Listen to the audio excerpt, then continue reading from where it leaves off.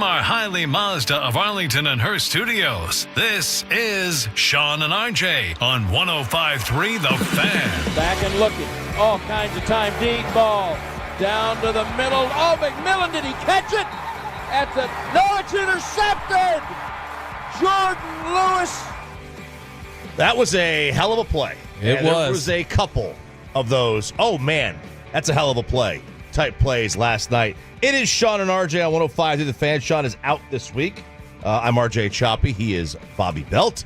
And then Peyton's not here either because it's a Cowboys Monday. So he's just not here. And so Chris Strong is here. And is Caitlin back there? Yeah, Caitlin's here. there. Yeah, Caitlin's Yeah, back everybody there. else works. Everybody else is here. Yeah, not Peyton. Peyton doesn't work at all. No, he doesn't. And I don't care what he's doing today. He gets none of my respect. Hey, well, Bobby At all. So tore up. About Peyton Russell missing. It's the softest Gen Z S on earth that he's like, I got to take off. It's like, all right, I'm the week after the season ends, Chop, I'm taking off. Whole thing. That whole week, we're trying to figure out is McCarthy back or not. I'm gone. I'm not going to be here. Yeah, it's too much. It's a whole season worth of energy that I've built up that I need to rest from. Just like Peyton has to rest from one game. I got to take off the whole week of the draft. I got to do that. Yeah. Week before that, probably too. You should have skipped the combine this year. Yeah, whole thing. I'm going to be in Indy, but I'm taking off. I'm not going to be with you guys. I don't think there's going to be much intrigue over Mike's return. You don't? You think he's back? Definitely. Well, or do you think it's the other way? Oh no, I think he's back. I'm over 50% now. I'm probably higher than 60%. If you listen to the national media, it's 100% that he returns. I mean, I was taking opinions in the press box yesterday, just chatting about stuff, and I was like, hey, what do you think the likelihood is at this point? Where do you come down on it? And just about everybody I talked to was like, they do think it's 50-50. Oh yeah? Yeah, I still don't. I'm not going to buy it until I think a lot of this is bluster. Well, I mean, Tirico's sitting there talking about how it's almost a done deal last night, and Colin, we've heard Troy say it before. I don't know if Tony said it. I can't remember, but it just seems like all the people that are close to Jerry that have an ear of him seem to think that he's coming back. I think that would be silly. Do you think it's less than 50%? Yeah, I do. Until they show me otherwise. Look, if they win out, if they beat Philly and Washington to close this, maybe. Like, maybe it's and the way they do it, maybe it matters then. But I think all of it to this point is just, like I said, a lot of different bluster. And it's not something that I'm going to buy until I hear or I see them say, this is what we're doing. I'm not going to believe that 12-5 3 years in a row wasn't good enough for an extension, but finishing below 500 potentially was like, yep, give that guy another deal, and missing the playoffs, which is what happened yesterday. They get officially eliminated from the playoffs. Yep, that for sure it would be interesting. But anyway, the Cowboys do win 26-24 over Tampa, a Tampa team that had literally everything to play for. Yeah. Literally everything, because now they are in a tricky spot because they have no tiebreaker with Atlanta. Atlanta swept the season series. So they've got to finish with a game better record than the Falcons do to make the postseason. And Tampa, I could see being a dangerous out in the playoffs, but that was a very strange second half. It was a very strange. Overall, I mean, the game was bizarre. Just the different ways that they had different points, like the Baker Mayfield play, where he's almost sacked and he's scrambling around and then he dumps the ball off and then I guess the ball was stripped there and that was all the different points where there was a fumble or a turnover, or whatever. I feel like 3 of those yesterday. It was like, did the ball actually get turned over? What happened? Like the Jordan Lewis interception. I was sure that was caught. When you're watching it live, you're like, oh, touchdown. And then you see Jordan Lewis get up with the ball, and it's like, okay. And then you got the one there with the at the end of the game where Bland picks it up, where you didn't think there was a recovery there. There was another one where I think that one actually got overturned. There's one where it looked like the Buccaneers had fumbled late, or no, it was Ferguson. Ferguson getting hit by Vita Vea, and the ball came out, where you're like, okay, did they fumble just there? Yeah. Did they not? There was a lot of confusing stuff yesterday, and look, the Cowboys came to play. This is why it was not the most impossible thing in the world the rest of the way for Dallas to do something, because they had Tampa Bay, who they were capable of beating. And then the next 2 weeks, they've got Philly and Washington, which Philly's obviously not easy. Washington's not easy, but Washington next week has Atlanta. So if they would have lost this game to Philly, you're talking about Cowboys Washington. Still a chance, yeah. Yeah, because Washington at that point would have an Atlanta team that has something to play for and would be playing hard. And it was not the most ridiculous thing to think Washington could lose their last 3 and Dallas would be in a position to potentially win their next 3. Right. But ultimately, you get the late victory from Washington, and then there was nothing to play for the Cowboys in terms of playoff season. And that's where a lot of the people are coming up with they play for Mike. And they do. I mean, they do. There's no doubt about that. That the fact that they came to play last night when they had nothing to play for, and Tampa had everything to play for. It's a star up for Mike. It's a big star up for Mike. On the offensive side of the ball, sure. Well, I mean, do you think defensive players actively think I'm playing for Mike McCarthy? Because I feel like Mike Zimmer's their coach. It really is like you have 2 head coaches. Well, I think all teams are like that. Yeah, and so, but I'm saying, like, when we talk about the leaps and bounds and the effort from the defense too, it's like I don't think we can really group it in there. All right, we'll talk about the offense as somebody that's playing for Mike, but I don't know. I think. Look. I mean, the coach is going to get the credit or the blame. That's the way it is. I mean, he leads all the meetings, like the main, the team meetings. They obviously like him, or they don't like him. Yeah, I mean, that's just the way it is. That's one of the things we need to. I was talking about this last night with a couple different reporters. The idea of we're getting towards crunch time here and trying to figure out what Dallas is going to do with McCarthy. We got to have a segment maybe this week sometime. Maybe we'll do it tomorrow before Jerry comes on, and figure out what are we giving Mike credit for and what are we giving Mike blame for. Because you can't in a vacuum say everything that was bad is Mike's and everything that was good was Mike's. And it's just you get all the credit and all the blame. I don't think you can do that easily, especially when you're trying to figure out, does he deserve a contract? So I think we do have to figure out, all right, it can't all be his fault. It can't be all his credit. Like, there's got to be stuff here where we look at and go, rationally, what can you... Like, I still to this day, and it was bad yesterday, but again, I don't put it on Mike. I still don't think you can comfortably say that the run game improvements are Mike. I think what you can look at there is say that in a lot of ways it's dumb luck because you started playing better with your third string players. It's the other thing. They keep leaning into the injury issue. They've leaned in hard the last couple weeks to, boy, we've had all these injuries. Look at all this bad luck. And we got to take in these injuries into account when we just, decide if we're going to bring back Mike McCarthy.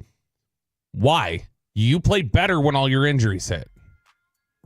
You played better. I don't know how you can comfortably lean into, we had these injuries, that's why we struggled so much, and then also be like, but we also won 4 out of 5 when all the injuries hit. Yeah, I mean, look, on an offensive line, for example, a lot of times it's not the best 5; it's who plays together as a unit better. Right, and they clearly have worse "quote unquote" players in there right now. Right, and that's you would obviously rather have who plays better as a unit. Yeah, I mean, look, Tyler Guyton is a more talented player than Chuma Edoga. They've played better with Chuma Edoga in that left tackle. They've played better with Brock Hoffman than Zach Martin. They played better with TJ Bass in there. Like all those things are accurate. It's all real. And that's the thing that I think it's hard to... They're going to have to pick which way they want to talk about the injuries is all. Either it's really impressive what's happening down the stretch with all this sort of stuff with the injuries, or the injuries are to blame for you struggling. You can't say both of them. Yeah, I mean, look, I don't know that you have to sit there and say what is his doing and what is his not doing, undoing. I don't think you have to sit there and go that far. I think if you're talking about an extension, you have to, don't you? You got to figure out what did he actually make a difference for you with?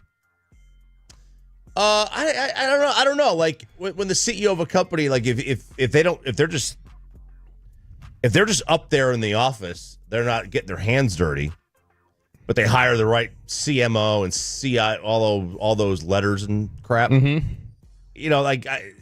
But he's not just up in the office. He is your coordinator. He is. No, I know he is. So let's just say he's doing one thing. He's also he's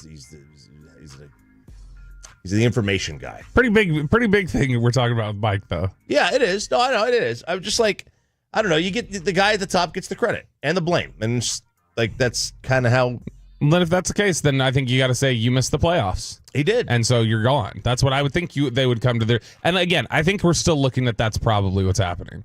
Yeah, I mean, if you're going to go that, well, he missed the playoffs. I mean, you're looking at like he missed it 1 year out of the last 4, and that's like that. That's the only one you go by. That's very Chicago Bears, Lovie Smith. 1 year out of the last 4, but in the other 3, you were a disappointment in January, which is what you were hired to be different. You for. were you were hired to be different than Jason Garrett in January, and you haven't been. There's no doubt. There's no doubt, unless they overachieved those years. It's true. Which last year they did, I think. Do you think so? The previous 2 years they didn't. I don't know. Because Dak played a much better year last year. But it's about the quarterback, typically. It is. So I would think that would be a year where they were even better. But I don't know. We'll have to get into some stuff.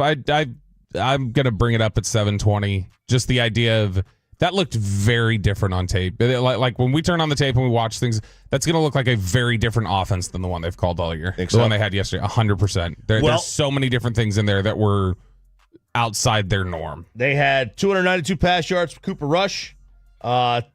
Rico was as bad as I've seen him all year. It's not a good game for Rico Dowdle. No.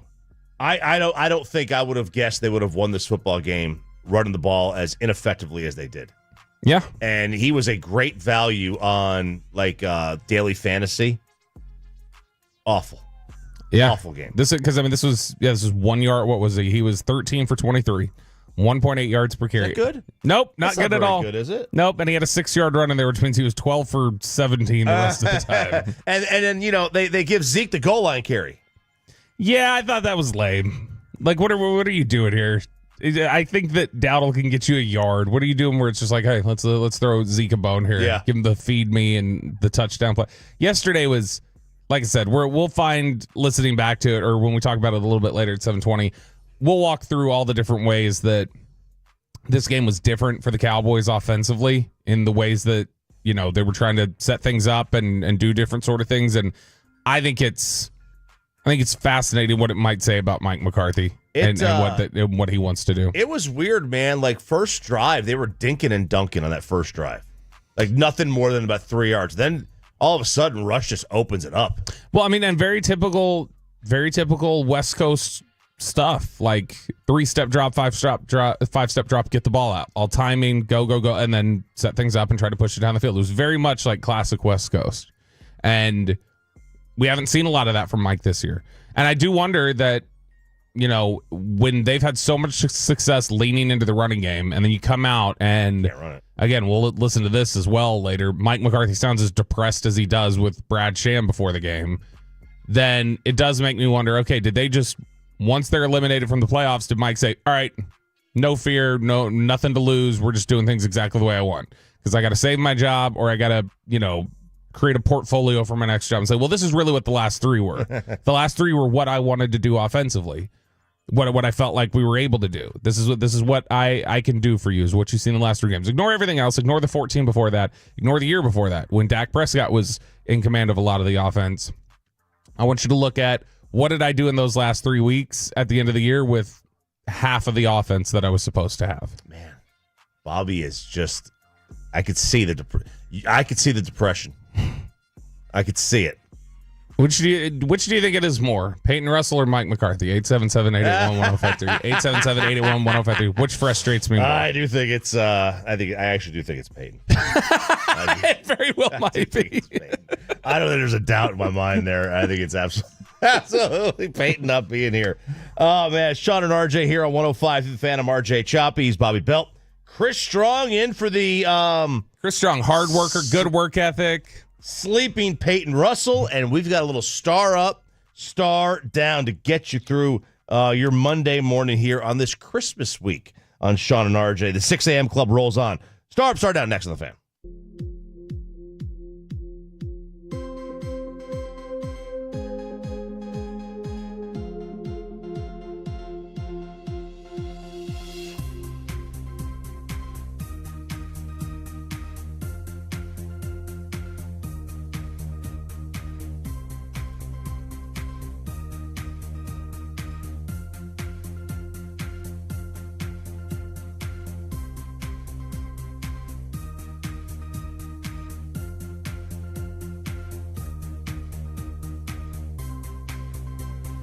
Uber Eats has low fee products? I gotta remember that. Well, you know, they say in order to remember something, you have to forget something else. Okay, now that is a very cute haircut. That's like a little shag. I've never seen that before. Well, I mean, of course you have. It's the Rachel. Oh, is that your name? No, I mean like your name. No, I'm Jen. My name's Jen. Right, but I just mean like this is your haircut. But that's hair on your head. I'm not saying this is your hair. Okay, freaking me out a little bit.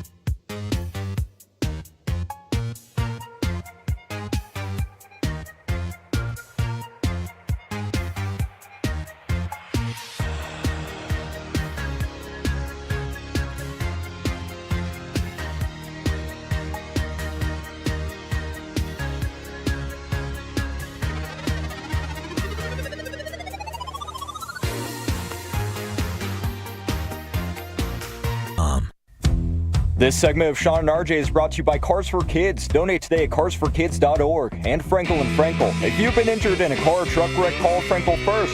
214-817-333-3333. With Frankel and Frankel, there's never an out-of-pocket cost. They only get paid when you win. Frankel and Frankel, to go to car and truck wreck attorneys in Dallas. The Tampa red zone. Snap back. Standing. Time. Thrown in the end zone. That's a touchdown right to the post.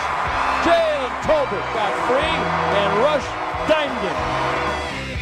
Brad Sham with the call. The game you heard right here. We are the home of the Dallas Cowboys, I'm told, Bobby. We are. 105 to the fan. Not the home of Peyton Russell, I know No, that. not the home Peyton Russell. Bobby is on one. He is on one today. It's going to be fun. I'm RJ Choppy. He is Bobby Belt.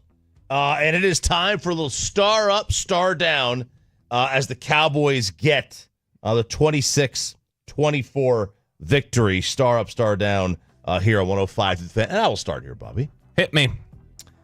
I think it's very, very difficult to have a star up, star down that does not start with a star up for CeeDee Lamb.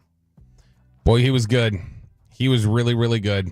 That dude is, look, he's just a monster. He's an absolute monster, and he's tough as hell. Man, he is, and that's the thing. He's somebody who he's been hurt so many different times over his career that, and I don't think people are aware of it, or in terms of just banged up, dealing with pain, dealing with injury management, whatever else. But he is toughing it out right now because this is as hurt as he's been all year, the last few weeks, and he's playing as good as he's played all year the last 2 or 3 weeks. So I'm with you. I think CeeDee Lamb's been absolutely fantastic, and this yesterday was, I mean, all of it in the first half, basically. He had 6 for 100 right there at halftime.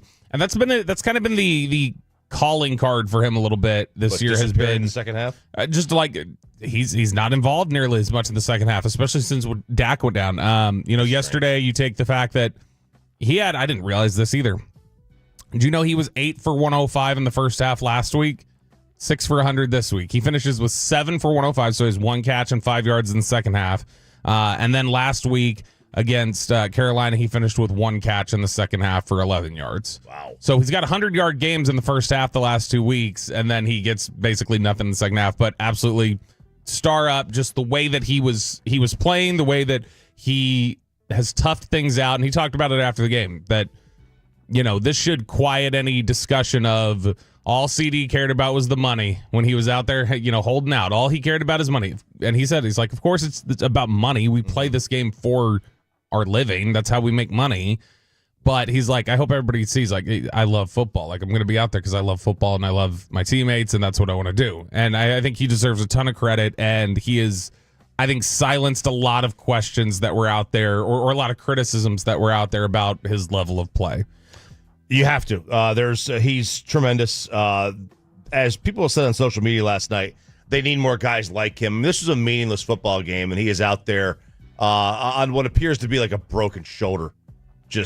Yeah, dude, he's hurt. He's hurt, man. He's hurt. Like the guy, he got tackled, he just couldn't get up. Yeah, and that's why I don't have a problem with him not having the greatest second halves of these games lately, because you get beat up in the first half, you just can't go. No, and he's opening things up for other guys. So, yeah, I'm with you. Star up for CeeDee Lamb. I had my very top one was not even my top star up, Chop, wasn't even a player. This was my top star up. Mayfield in the gun. 5-man rush. Here's Lewis. Sacked it. He's not down yet. And he somehow threw it to White, who caught it. And then Hooker takes him down. And Bland comes away with the ball, but they got him down. He's got it. Bland's got it. Oh, Bland comes away with the ball. Physicality. That's number one for me. That's what you're going with. That's what I was going with. I was looking at her. I was looking at the plays. I was like, which of these actually shows physicality? No, this was a physical football game from the Cowboys. And I think defensively, offensively, like they went out there and they were attempting to punish the Buccaneers consistently. It's not very often we've been able to say about a Mike McCarthy team that they're the more physical football team. It's just not their style of play. But they were yesterday, and it looked like a concerted effort.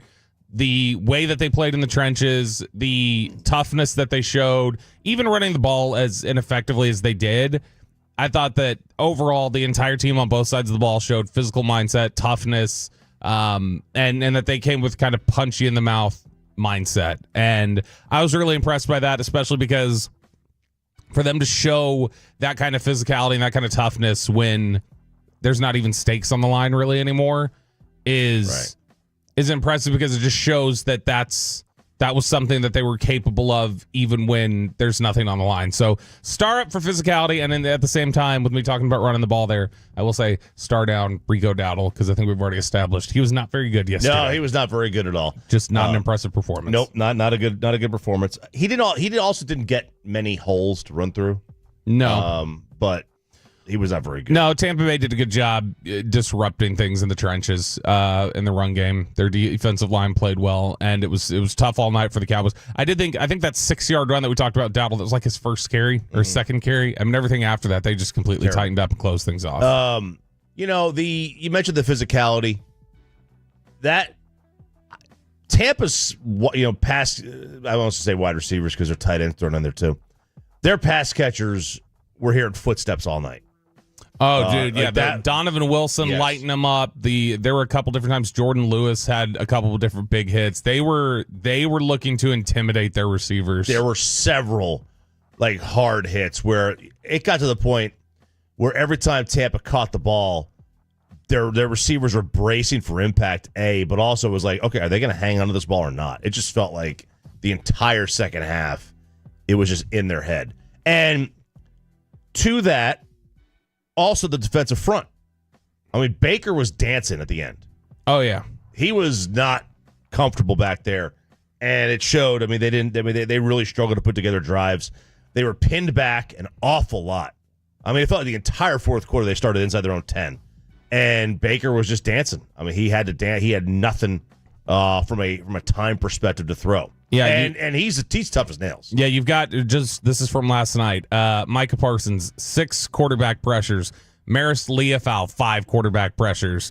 Osa Odigizua, 4. Marshawn Nealon, 3. You also Chauncey Golston, Jordan Lewis, Nick Vigil. They were getting consistent pressure in this game, and Tampa Bay did not know how to deal with that. And so I think star up for the pass rush in general, too. I think that was a big one right there. Also, star up, we'll do cut 2 here, Chris Strong. Star up to this gentleman. In the Tampa red zone. Snap back, standing, time, thrown in the end zone. That's a touchdown right to the post.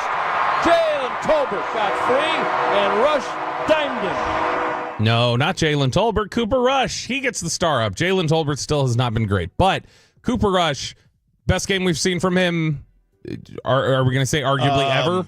Is that his best start? I feel like he had a Minnesota game that was really good. He had the Minnesota game. The only reason why I would pull back on the Minnesota game was that had that miracle Amari Cooper bobble catch on the sideline that was off target.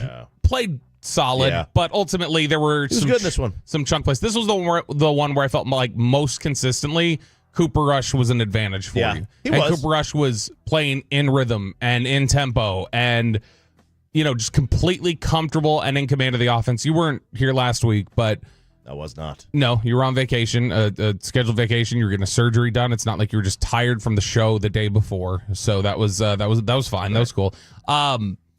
Is that one of the things that Jerry talked about last week when we interviewed him was he was given a ton of credit, and then McCarthy did on Friday too, a ton of credit to Cooper Rush for the way that he's getting them into the right play at the line of scrimmage, like checking them in and knowing pre-snap what the defense is throwing at him. So I thought yesterday, complete command of the offense, the best he's looked all year, and really in control. Yeah. And so I think it's a big star up for Cooper Rush, who I gave a star down to last week, and Sean objected to, but I didn't care. Really? Yeah, I didn't think he was very good against the Panthers. Yeah, look, I thought he was really good yesterday. I want to stop this, okay, because you see this on social media. Would you rather have Cooper Rush or Dak Prescott? Oh, yeah, that's becoming louder. Now, listen, if you want to sit here and say that you would rather have Cooper Rush at $2 million or Dak Prescott at 60, you can have a reasonable discussion about that. But just in a vacuum, they're not the same. No. They're not the same. And that's Dak was awful this year before he got hurt. He was bad. But whole body of work, no. If you want to take the contracts into the discussion, and now you get $60 million extra or $55 million extra dollars to spend, you know what? I won't fight you on that one. It's the same idea. It's the same concept. You're basically getting a rookie quarterback deal for a veteran. who's seen all the snaps. So, yeah, but like the whole, like, Cooper Rush is better than Dak. No, he's not better than Dak. He's a better value, maybe, but he's not better player. I still think that's a little strong. He's been not good most of the time. You can still, what I'm saying is you can have the discussion. Sure, it's more of, it doesn't get you laughed off the same way that, is he better than Dak? No, he's not. Yeah, he's not better than Dak. If you just say, would you rather have Dak at 60 or Cooper at 5, fine. But don't say you'd rather have Cooper over Dak without putting the context of the contract in there. Star up, star down here on 105 through the Fan. I'm going to make your eyes roll here. A star up to the culture, man. God. I'm sorry. You can ignore it if you want. It's a baseline, Chuck. They're supposed to play hard. Oh, absolutely that is the not. requirement Absolutely of their not. contract. Absolutely not. You know what? The you know moment what? No, you're you know what? supposed to Because make the playoffs. that The moment you don't. that gets people fired for a reason. Your team quitting gets you fired for a reason because it's the bare minimum expectation. It's like you're not even getting guys to show up and do their job. Like I mean, for instance, that's something Sean has to answer for, is that Peyton doesn't work hard and doesn't show up. Like, Sean's got to answer for the quit in Peyton. Like that kind of a thing. So that's the same sort of thing. That's on Peyton. It's not on Sean. It's not on me. It's not on you. It's on Peyton. I'm just trying to tie back anything I can to Peyton sucks this morning. Listen, the 49ers have quit on Kyle Shanahan. Some of them have, I will agree. And that's bad. That's terrible. And like, no one's blaming, no one's saying about Kyle. They never quit on Garrett, though. Why didn't we just keep extending Garrett forever? We did keep extending Garrett. But I mean, in 10 years. Why? But when his contract ran out, why didn't he get a new one? They didn't quit on him. Well, that was like the third time. That's the third but time. They didn't quit on him. That was the third time. We've got 5 full seasons of what year did Garrett take over? First full year was 11, 10. wasn't it? 2010. 2010 took over, but 11 was when he was hired on like full time. So 11, 12, 13, 14, 15. Okay, so we've got 4 more years, 4 or 5 more years of McCarthy's. Yeah, I mean, look, did the Eagles quit on Sirianni last year? At the end, I don't think that was quit. I think they just had toxic infighting, and I think they were distracted. I don't think it was quitting. All right, fine, but look, there's no toxic. That's a culture thing. That's a culture thing. It was really. You can roll your eyes at it. It was really complex. I think what was going on in Philly last year. You could roll your eyes at it, but the reality is that the players disagree with the people who don't like Mike. They quit on him in 2020. That's COVID. But I mean, they quit on him. That team quit at the end of the year. Yeah, they did. They did. First year, you don't know them, you don't like them. Who knows? But yeah, it's really hard to But star deny. up for the culture, huh? I mean, is it a healthy culture? Can you just say for the culture real quick? I'm not. You know what? You're okay. Are you denying? Are you denying? I'm denying. Yeah, I am. I'm denying that means anything. It means you haven't. It means you're not negligent. It does not. It's not a reason for it's not a credit to you. A culture like this is not a winning culture. What happened to the culture earlier in the year? What happened to the culture when you're getting smacked in the mouth at home the first 3 home games? What was that? I think a lot of that was the Zimmer switch that there was just. But offensively, it was just a mess of a team too. It was. Yeah, it was. So where was that? Where was that? You're behind the. You're getting blown out. Offenses change. Why did Zeke have to get benched, essentially? Why did he get team discipline? That's one of your veterans. That doesn't sound like a healthy culture. Yeah, that's healthy. It's a compete culture. It's compete. Here you go. You can give it that way if you want. I'm not giving credit for not quitting. That's not enough for me. Oh, man. That's why quitting gets you fired. Because it's such an unacceptable standard. But it happens in every year to every team that doesn't make the playoffs. There we go. Agree to disagree, Chop. I mean, you want somebody? Do you want Jeff Fisher in here? Yeah, they'll put the hell on him. Give me a warm body at head coach next year. I don't care. Are you? Do you have any more star? I mean, do you have any more? We can. I mean, we're up here at the. We're pushing it a little bit, so we can save some of those for a little bit later. All right, there we go. Very nice. It is Bobby Belt. Plus, I got to go run to the restroom, and we're a 2-man show, so I got to maximize as much time as I can. Chris, make sure this break is long enough. It may have been a dud, but it was the best dud in college football history. We'll dive into the college playoff coming up next here on Sean and RJ on 105.3 The Fan.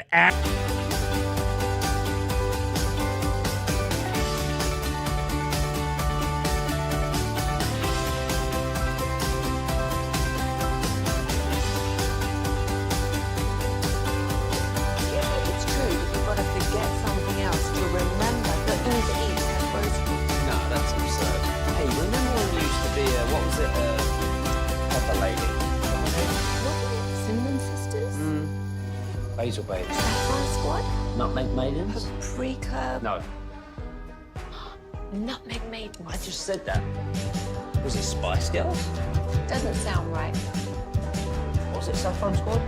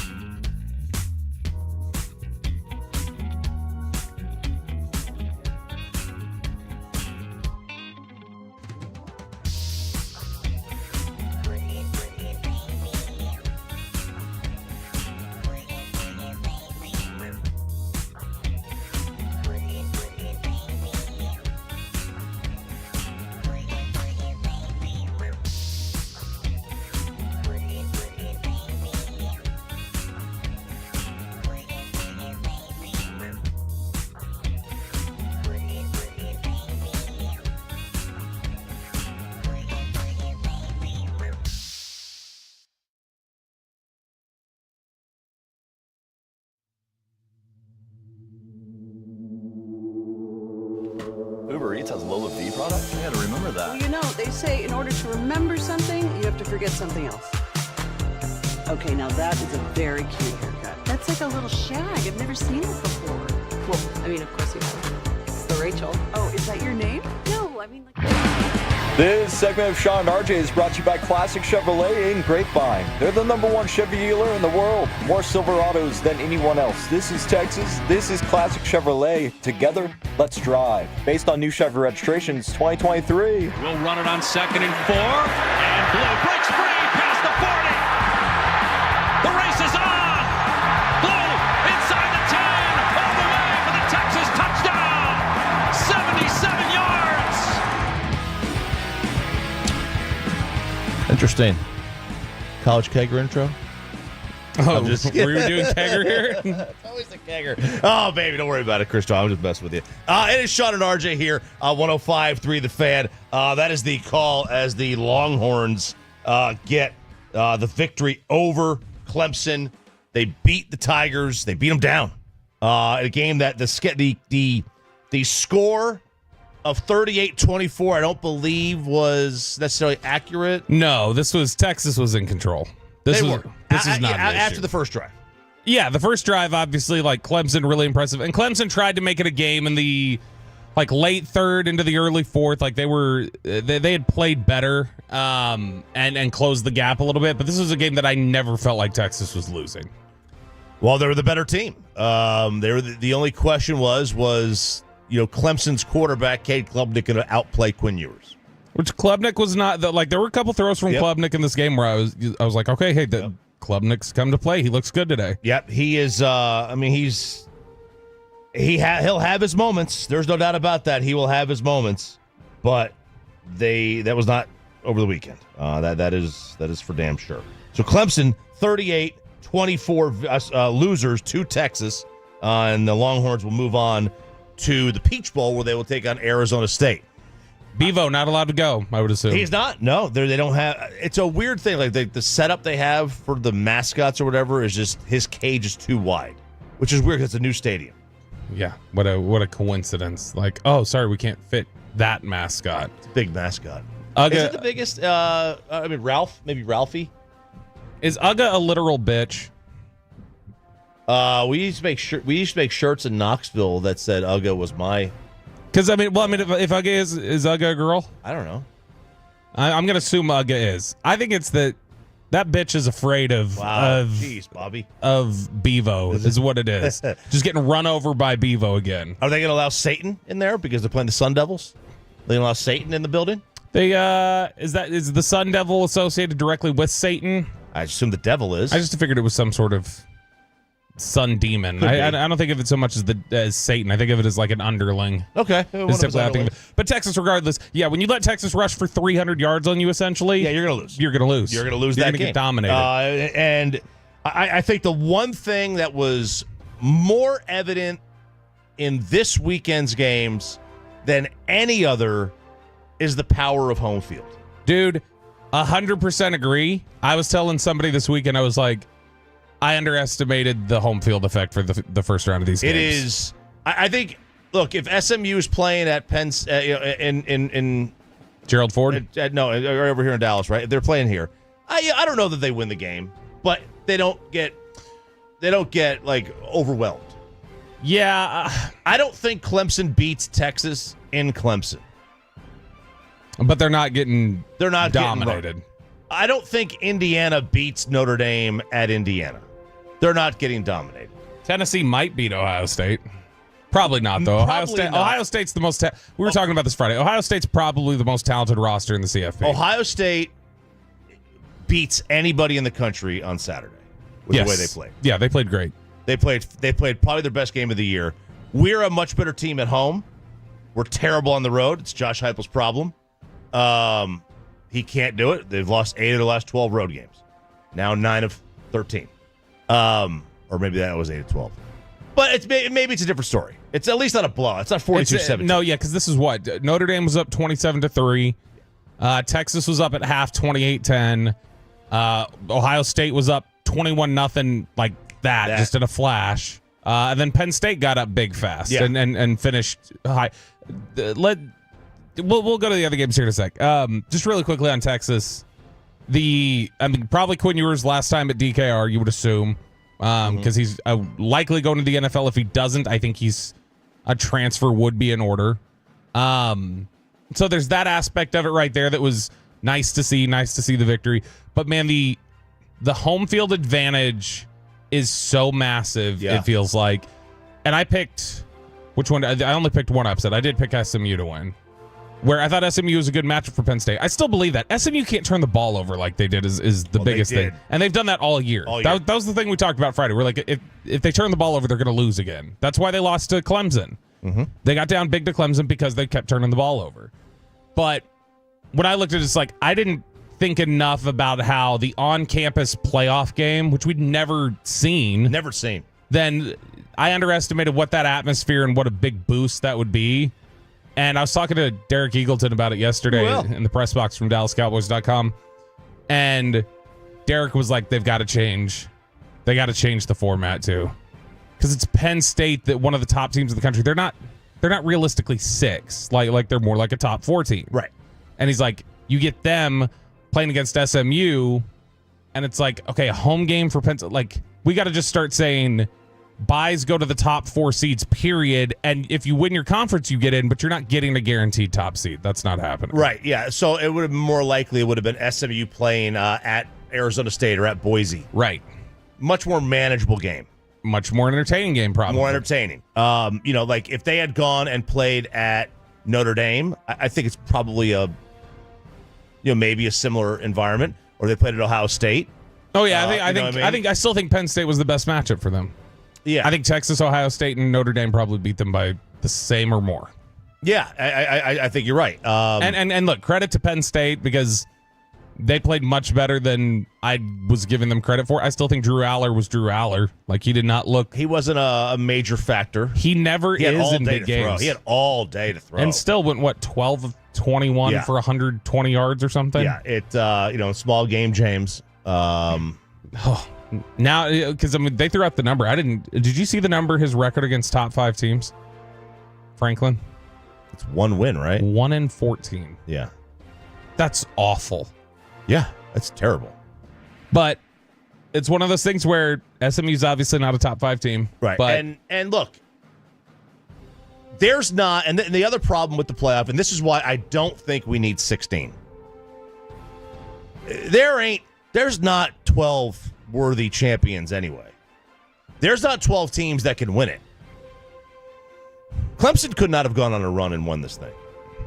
No. How many teams realistically do you think can win it? 5, 6. Who are there? I mean, this year especially. It's most years it is 2 or 3. I mean, it's Texas. I think Oregon, Texas, Ohio State, Georgia.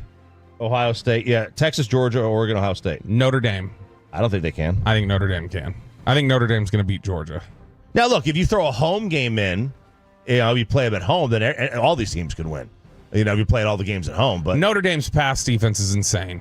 The way that they play in the secondary, the way that they can flip a game so easily like they did against USC at the end of the year, I can't underestimate Notre Dame. I understand Riley Leonard's not anything like super impressive. You don't feel like you've got a giant quarterback advantage, but there are a lot of these teams that it feels like don't have massive quarterback. Georgia doesn't right now. No, they don't. Georgia's got a problem right now. You never know who Quinn Ewers is going to be.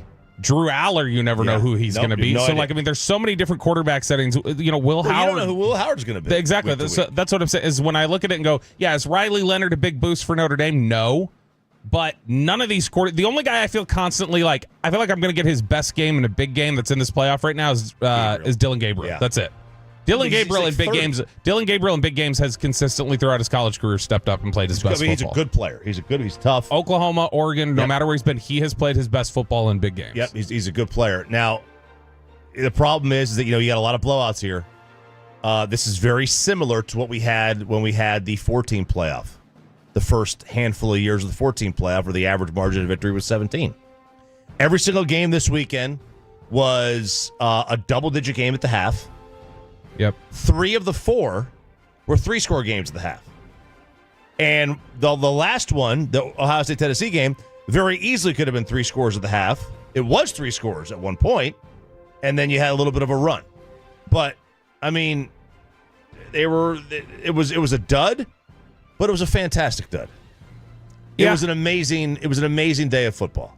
Now it has set us up for some.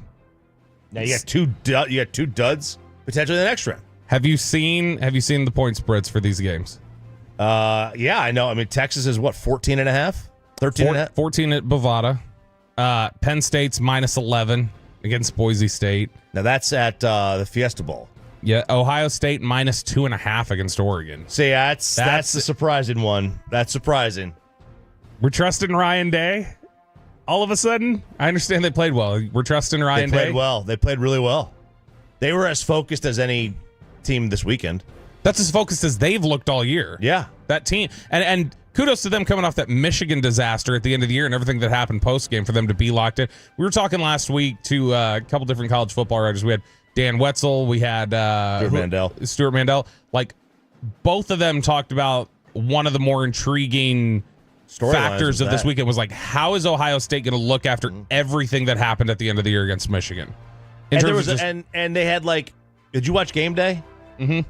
I mean, it was like half the crowd. Yeah, it was crazy. Yeah, and so that's one of those things where I'm stunned they would be given the benefit of the doubt over Oregon at this point, especially with, and we talked about this with Stuart Mandel, and he was in agreement with this. I had asked him, like, have we just undersold how impressive it is what Oregon's been in this year?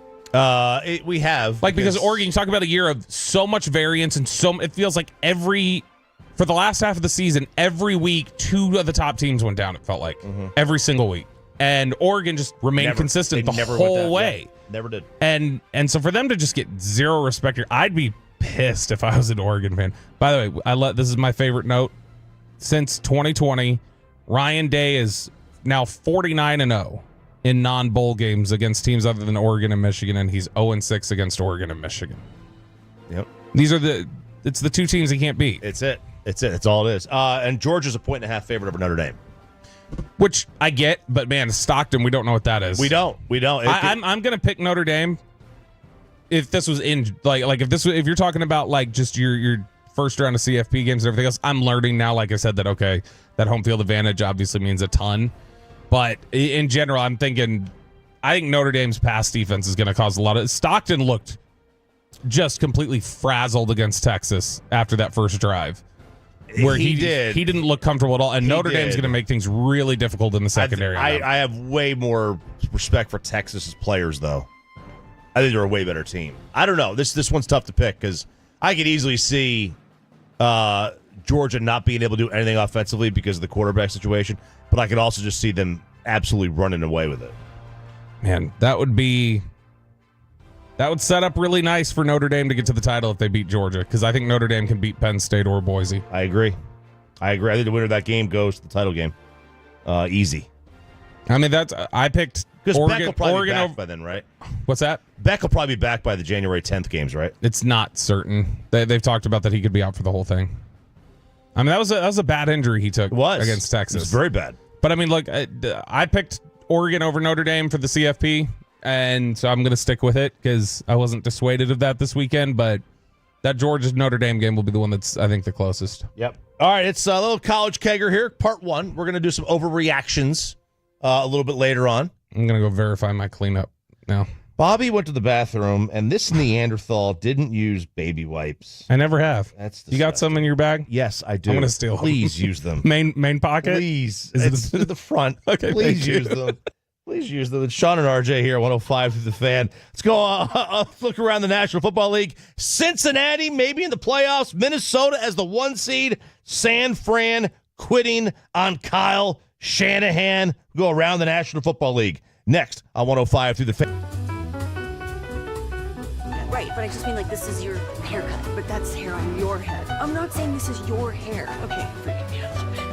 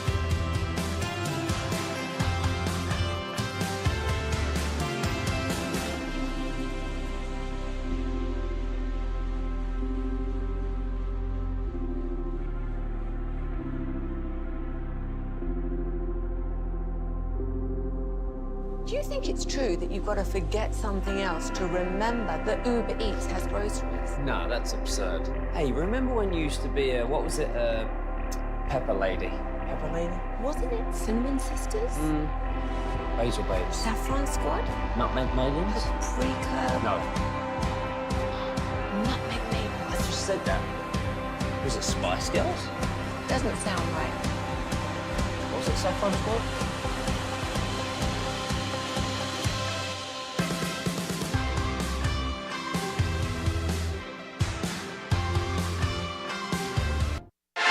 From our Hiley Mazda of Arlington and Hearst studios, this is Sean and RJ on 105.3 The Fan. Good morning, DFW. It is Sean and RJ here on 105.3 The Fan. I'm RJ Choppy. He is Bobby Belt, and Bobby is back from the bathroom, and he is I verified. All right, very good. I trusted but verified. Got the fourth wall. No joke. That's why I was standing up that whole last segment, just because I wasn't sure. It was such a tight turnaround. We have figured it out. Let's go around the National Football League for the 7 o'clock hour here on 105 through The Fan. Over the weekend, of course, you had the Thursday night game where the Chargers beat the Broncos 34-27 late last week. And that kind of left the door open for a couple Cincinnati. of teams. Dude, Cincinnati was plus 700 that morning. And after the Chargers won this game, Cincinnati went to plus 425 to make the playoffs. And then yesterday they won again, which we'll get to here in a sec. But it was something that it put them in a lot better position to be able to make the postseason. Is that a value for you? Plus 425 on Cincinnati? Yes, but there's a problem, and we'll get to that because the Colts are going to throw a wrench into this. The Colts did make some things difficult, but overall, Chargers Broncos entertaining game. And I know that you're celebrating any downfall of Sean Payton. So, it's not the downfall of Sean Payton. I want Bo Nix to succeed, but the problem is Bo's not going to get any credit. Did you like Payton when he was here? Yeah. Was he ever difficult? You never heard from him. Parcells didn't let the assistants talk. But was he just even in like a hallway or anything? Was he ever an ass? I never got. You never ran into him like that? No. Bill ran a tight ship. Yeah. Be nice if we had that around here, huh? All right, let's just get right to it. Saturday, there was 2 games on Saturday, and that's why the SMU Penn State, the Texas Clemson game were moved to TNT because ABC didn't want to go up against the National Football League. Chiefs 27-19 over Houston. 2nd down and 8. Mahomes with time. Nearly tripped. Mahomes, first down. Mahomes, touchdown. What bum ankle? 15 yards for number 15. What are we calling Pat Mahomes now? Is he Luka Mahomes? Is he Patrick Doncic with his fake injuries? Oh, boy. Where he's just like, there's no way Patrick Mahomes is going to be able to play. I love Mahomes. I really hate that he's part of such a trash team right now. Wow. 14-1 trash team. Yeah. But just in general, can we stop with the theatrics? Like every time he has a bum ankle, I know he's going to go out there and throw 41 attempts, no interceptions. Like that's what he does. I mean, look, he's never played a bad game on a bad ankle in his career. True. He's played a dozen games on a bad ankle. It's always a bad ankle. It's so stupid. Their offense put up 27. They've not put up 31. They're like the only team in the league that hasn't put up 31 this year. 27 is a good number, though. It's a fine number. Called the 27 Club for a reason. That's right. I had a buddy, my handicapper texted me, he goes, Mahomes is the reverse Tom Brady. Whereas Brady started his career as like a good player, but not the best player with a great defense. And then he ended it as like, this is the best player in the field. And Mahomes is the reverse of that. He was the best player on the field, and now he's just kind of using the defense to get by. Which, I mean, that's not really true. But I love hitting the reverse Brady. Yeah, I bet you do. Yeah. I bet you do. But it's where you actually decide to go deep. Yeah. Bobby. But the Chiefs do get the victory. And they go to 14-1. A legitimate victory. Not one of our fluky Chiefs games. They legitimately won this game. And so that was, they totally deserve it. Awful, gruesome injury for Tank Dell on this one. You just have to feel bad for him. He broke his leg last year. He had the awful injury this one. He's released from the hospital. He's heading back to Houston after the knee injury. But just I mean, that's got to be their version of the overshown thing that we've talked about, where it's just like you feel awful for the guy. You really do. The Steelers show what the fraud they are. They did. They show it. We didn't have a clip for that one, Chop. But the Ravens go in there and absolutely dominate this game against Pittsburgh. And this is something where Pittsburgh's got like a bad run of games now where when you look at when they're going up against the biggest, toughest opponents in the league, they're having trouble. They did beat Baltimore once before, but this is a loss now by 2 touchdowns to the Eagles last week. You get doubled up by the Ravens this week, 34-17. You've lost to the Browns recently. This is everything you've talked about, Chop. This is everything you've talked about the Pittsburgh Steelers. Chickens are coming home to roost. Yes. That's what we got right here. Yes, they are. Yep. So now the Ravens are, in a position to win the division.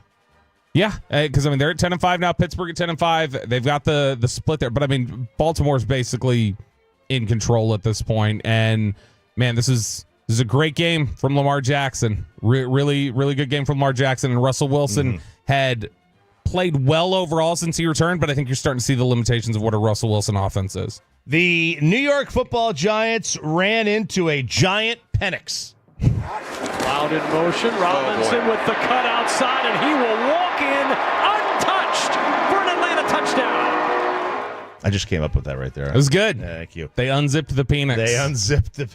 The Falcons have made their, I saw this on the social media this week, Falcons have had their 2 best quarterback, well, 2 of their best with Matt Ryan.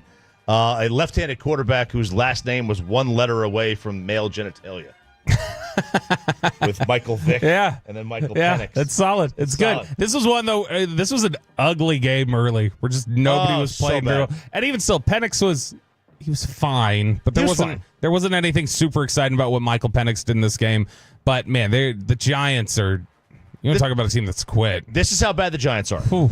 They were a 9.5-point underdog to a team starting a quarterback making his NFL debut. Or his first NFL start, I should say. Yeah, that's pretty bad. That's pretty bad. That's pretty bad. 34-7. Falcons now in control in the NFC South. They have the tiebreaker over Tampa. And the Giants now in control because the Giants now have the number 1 pick. Yes, they do. So they are set up, sitting pretty, looking good. They were 2-3. And they were 2-3, and they are now 2-13. Yikes. Oh, Dayball. The Carolina Panthers with sharp teeth and claws end the Cardinals' season. Yeah, and this is one where if only Carolina could have done their part, if only they could have done their part and actually handled Dallas, we'd be talking about Carolina having as many wins as Dallas heading into Dallas's kickoff last night against the Tampa Bay Buccaneers. But no, this is Bryce Young playing really well again. Adam Thielen being somebody that can, and Chuba Hubbard actually bouncing back after a really rough game last week against the Cowboys. But Carolina's showing something. They tried to blow this one. They were up 20-3, and they tried to blow it. They fall down. You get the last second. You get this touchdown with 6 minutes left from Kyler Murray, and then you got the last second 58-yard field goal from Ryland to send it into overtime. But Carolina ultimately takes care of business, and it was something where I'm so happy for Bryce Young. Yeah, I think that he's great. Around. Yeah, he's been really, really impressive. And somebody who I think you started to see the clues, the context clues last week, even against Dallas. You could see a little bit of it, even though he had struggled in that game. But Carolina looks to be on the right track. Next game here, this is one of the great plays you will ever see, and this is what you would be getting, and some team is going to be getting in Ben Johnson next year. Now Gibbs stumbled after taking the snap, but it doesn't matter. Connects with Laporta for a Lions touchdown. That is Fox with the call. That was a design play. That was a designed fake fumble of a snap.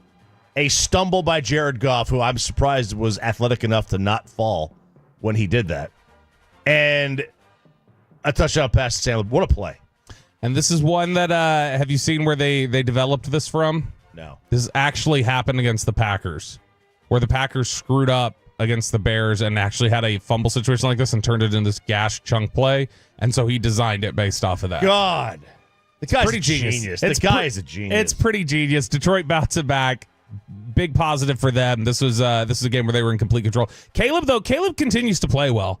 Caleb's finally kind of starting to settle in a little bit and show what he can do. I thought he was good in this game. Lions control their own destiny. They win out. They have the number 1 seed. They play San Fran on the road, and they host Minnesota in Week 18. Joe Burrow and the Cincinnati Bengals roll up on Cleveland 24-6.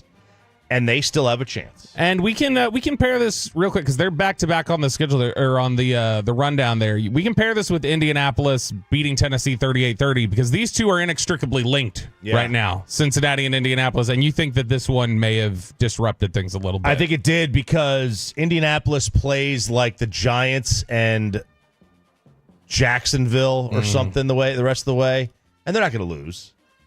You wouldn't think that they'll lose. Yeah, it's New York on the road against the Giants next week, who have given up, and then at home against the Jaguars. That's a big benefit for them. And then Cincinnati the rest of the way has Denver at home and then Pittsburgh on the road. So they definitely have a harder trek.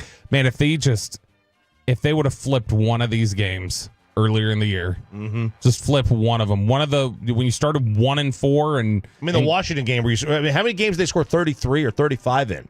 That they had lost. Yeah. They lost scoring 34 against the Ravens, 38 against the Steelers. They lost scoring 33 against the Commanders. It was a bad run for them. But I mean, you look at the fact that they lost the game to the Commanders where it takes a Jaden Daniels dime on top of somebody's head. They lose to the Chiefs after that 4th and 15 pass interference puts them up for a last-second field goal. It was a run of tough luck for the Bengals, and it looks like it's going to be too little too late. All right, so the Colts had a 38-7 lead. They hang on to 38-30 victory. The Rams, this was an awful game that they played against the Jets. Worst game of the day. Oh, it was terrible. Worst game. Absolutely could not get anything. The Jets were actually in control of this game for like at least a half of this. But the Rams wind up winning 19-9. And then you get to the, it wasn't the game of the day, maybe the finish of the day.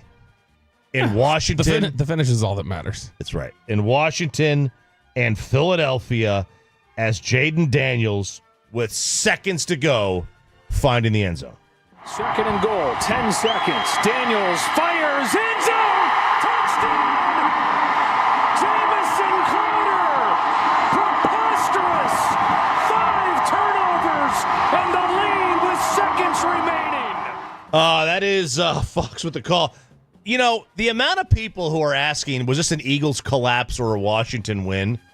And I'm like, guys, Jalen Hurts was out. Yeah, I mean, it's Kenny Pickett. It's not a collapse. Philly didn't collapse this game. They lost their quarterback. Yeah, there's a bit. Well, I mean, they lost their number 2 running back. Like, that is a tough thing for them to have to weather. But no, honestly, he's played better recently, so I'll give it to him for that. But no, this was an impressive victory for Washington. When I think a lot of people started to ask the question, how legitimate are they? Even without Jalen Hurts being in there, this is an impressive victory for them, especially Jaden Daniels making that last-second drive there.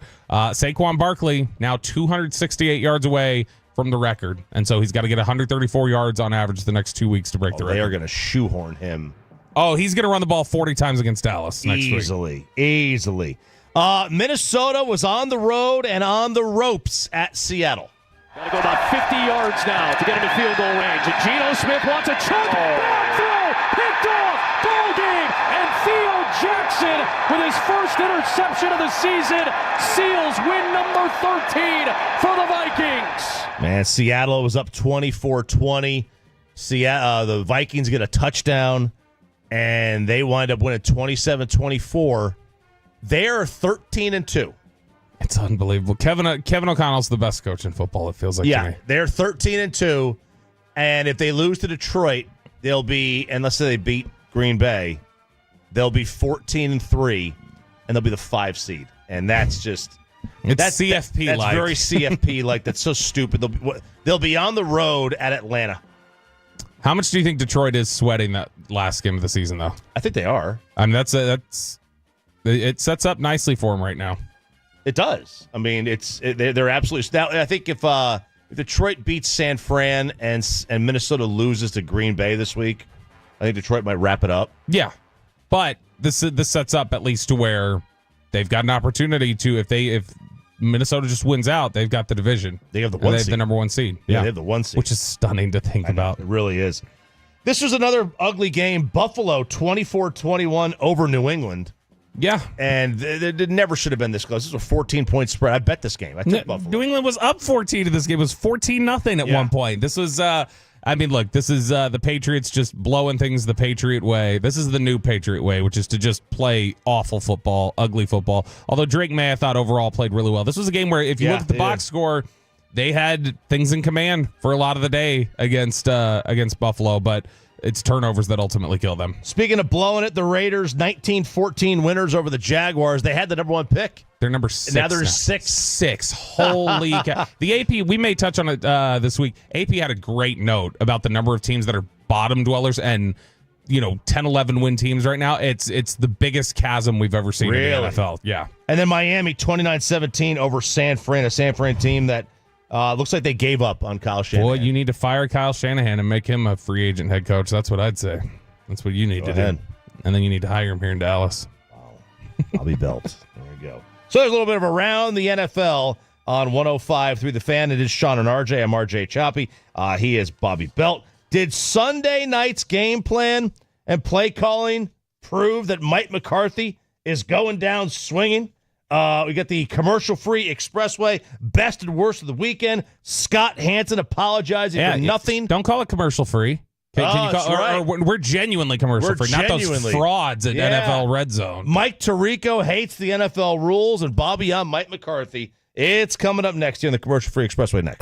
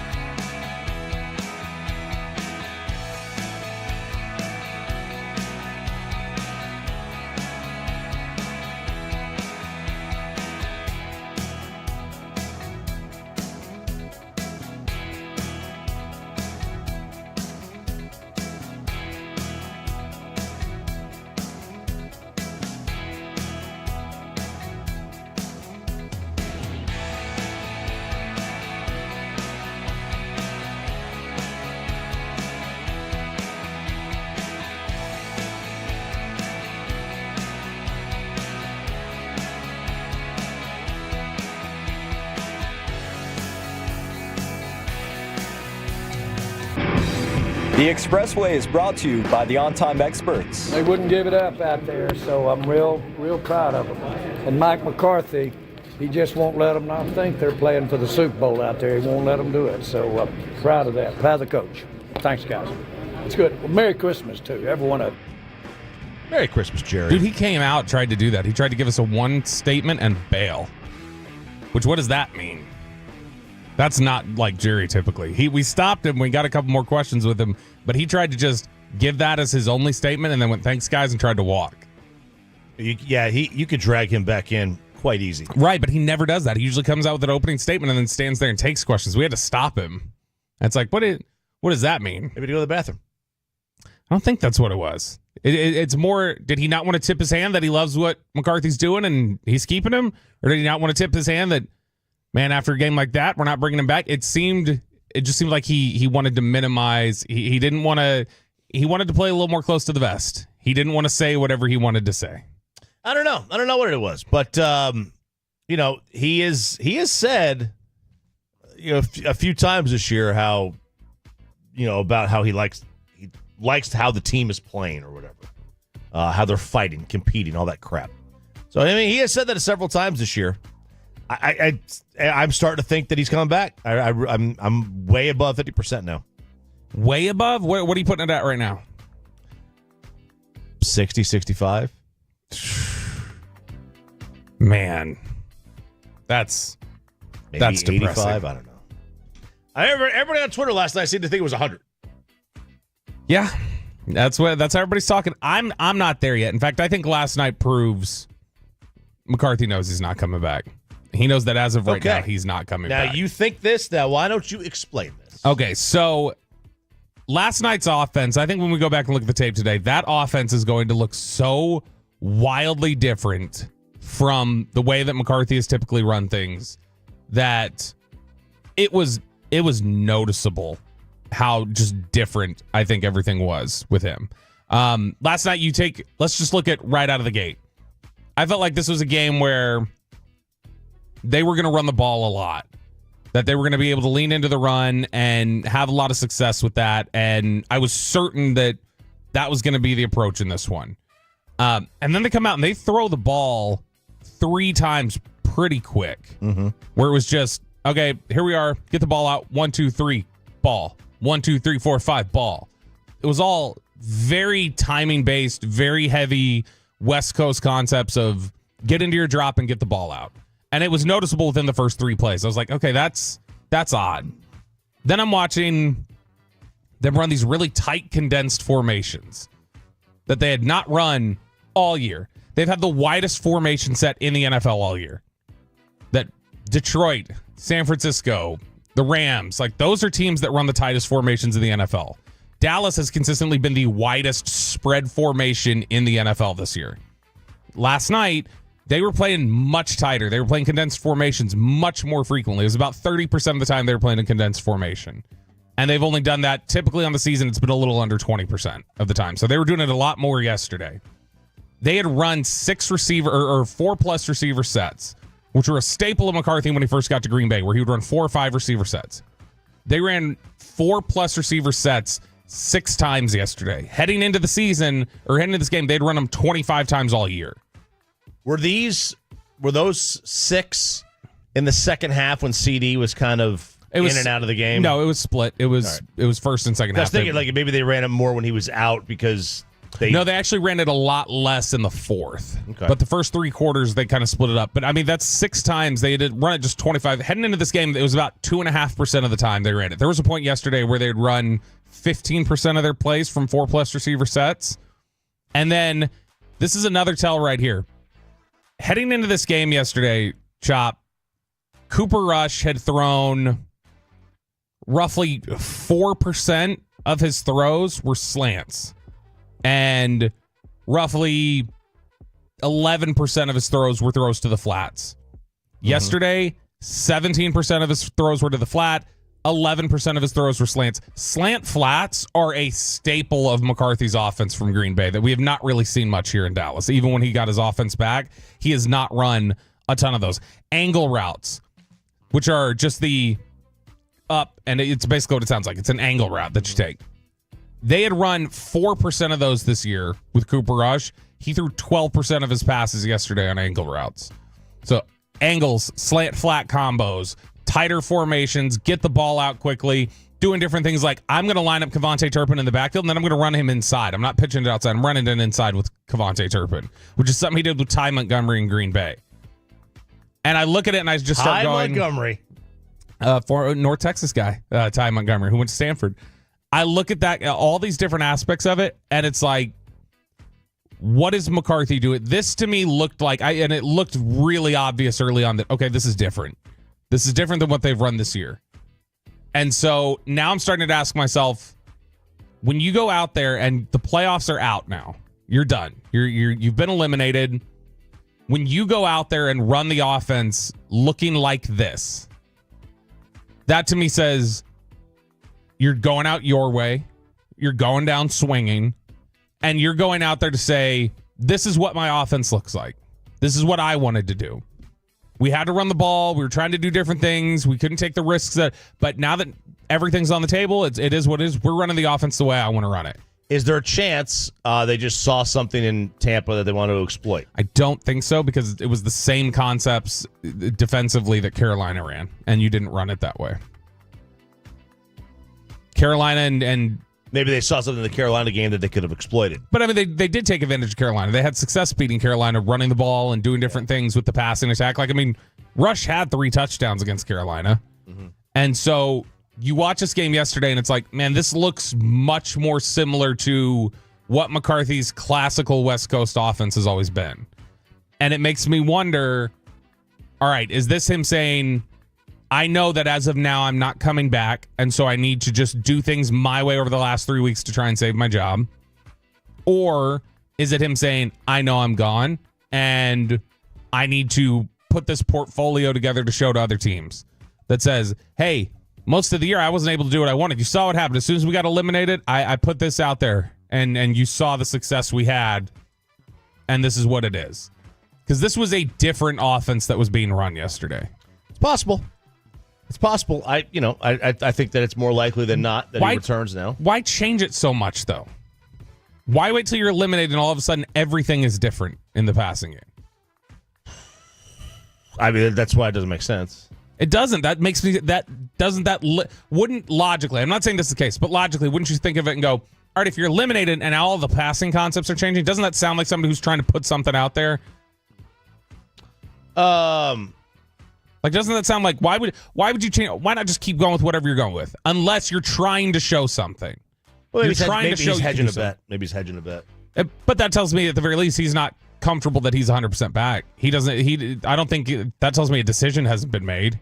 Oh, I don't think it. No. Yeah, I agree. I don't think the decision's been made. Boy, he just sounded and we'll play this back. Chris, we'll get a clip of this. I don't think we'll play the whole thing. But the McCarthy pregame interview last night with Brad Sham. Okay, yeah, this is weird because I got a little. He sounded devastated. He did sound down. He sounded very down. But the idea from he was angry at Brad. Oh yeah, and like I said, we'll play it at 9. But there was a clip in there where it seems like he gave Brad one of the answers he typically gives us. Where it's like, I'm not getting into philosophical stuff, but he got a little testy with it. Okay, but either way, I think that we'll go. I'll go back. I'll look on Post Hut for tomorrow. I think we're gonna see this. This looked like McCarthy putting it on the table and saying, "All right, here it is. This is what I'm running. This is what I wanted to run. This is what I wasn't able to because of personnel or whatever else." And once we were eliminated, I said, "I'm going down my way." But this was a ton of different concepts that he has not been running all year. Ton of different formation looks, tighter formations, more like, heavier receiver sets, more timing based, quick, get the ball out West Coast concepts, slant flat combos, which he ran a ton in Green Bay, running his receivers as backs out of the backfield like he did with Ty Montgomery, running Turpin inside instead of on the perimeter like he had been this year. It all looked very much like a different offense to me. And so just something to notice. I think it is indicative that he knows that he's not secure, and he's got to either fight for his job and go down with like, hey, this is what I can do, And this is why you need to, at the very least, you could say this, Chop. You know how we've gotten the idea that McCarthy could be back, but he's not going to be allowed to run the offense? Yeah. This could be the factor of just, here's me putting on tape why I should run the offense next year. Could be. From the Franklin injury attorney's fan text, if that's the case, does that indicate McCarthy isn't the problem? It's McCarthy's offense versus Dak's offense. I'll say this, 682, when you say doesn't that indicate isn't the problem because it's the man upstairs dictating how the offense runs? I don't think that this is Jerry dictating how the offense runs. I think this is Mike trying to play safer football until they were out of it. And now that they're out of it, he feels like he can take risks and just, we have nothing to lose. I can run a more aggressive offense with these players that aren't the normal guys. Right. But I guess the other thing is, they didn't make the game plan yesterday. They didn't know they were eliminated. No, but I think that they've got stuff in the game plan, and I think his call sheet changed. Like I think he's got stuff in there, and he just leaned into everything that because you've got you obviously pare down a game plan. You've got the first 15 plays that are scripted, but I think he came out. He wanted to attack a certain way, and he went at it. And I think that he called this game very much like this is what my offense looks like. Okay. This was a game where it would have made a lot of sense. They didn't have success doing it, but this was a game that made a lot of sense to try to run the ball, and they didn't do it. And McCarthy historically has not been a big run the ball guy, no matter what he says about Kellen Moore. No, not really. He's old school, but not also old. Yeah, and school. 225 again. This was game plan all week. He didn't find out that he was out of the playoffs and just changed stuff 20 minutes before the game if it doesn't work that way. No effing S 225. Again, this is about people are gonna draw me off side today if they sit here and they say dumb S all day about I understand you think that's great that you called your crap 225. What is it? That's is that I don't know. Is that Alabama? It's great that you called things for your 20-person high school in 7-on-7 football. I'm so glad you had experience doing that. That's not the way the game plan works, but what does work is that you can then lean into concepts and call things off the play sheet differently. You absolutely can change up your game plan mid-game. There are 2 to 3 different directions you can take your game plan based on how you pare it down. Yep. If I were to block your effing number 225 with your dumb ass just because I don't want to see it. I don't want it in this holiday season. I don't want to see it. Hey, boy, Bobby, if you're mad at that, how mad are you at Scott Hansen? So, by the way, this was 225. I just had to open it. This was 225 last night. You're definitely a moron. This was him during the postgame. You can hear the disappointment in the show hosts as they all pick Dallas to lose. # never tank. # DC for life. You're a loser and you're done. Go ahead. Robert Montgomery Belt not happy. All right, so here's the story with Scott Hansen and the Red Zone. So obviously it is billed as 7 hours of commercial-free football. Now, I discovered yesterday that I have the Red Zone. Dude, Red Zone's awful or awesome. Red Zone's so great. I had to turn it off. You didn't like it? Too much. Sensory overload? Yeah, I need one game. I get why people don't like it. I love it. I need one game. And I don't care. Stick me with the bad game. My ADHD brain loves it. I went back to I guess it was it Washington, Philly? Yeah, Washington, Philly, and then the Jets, Rams. Those are the 2 games that we got in the morning. Well, the NFL Red Zone was in a bit of a predicament because the words 7 hours of commercial-free football are now a lie.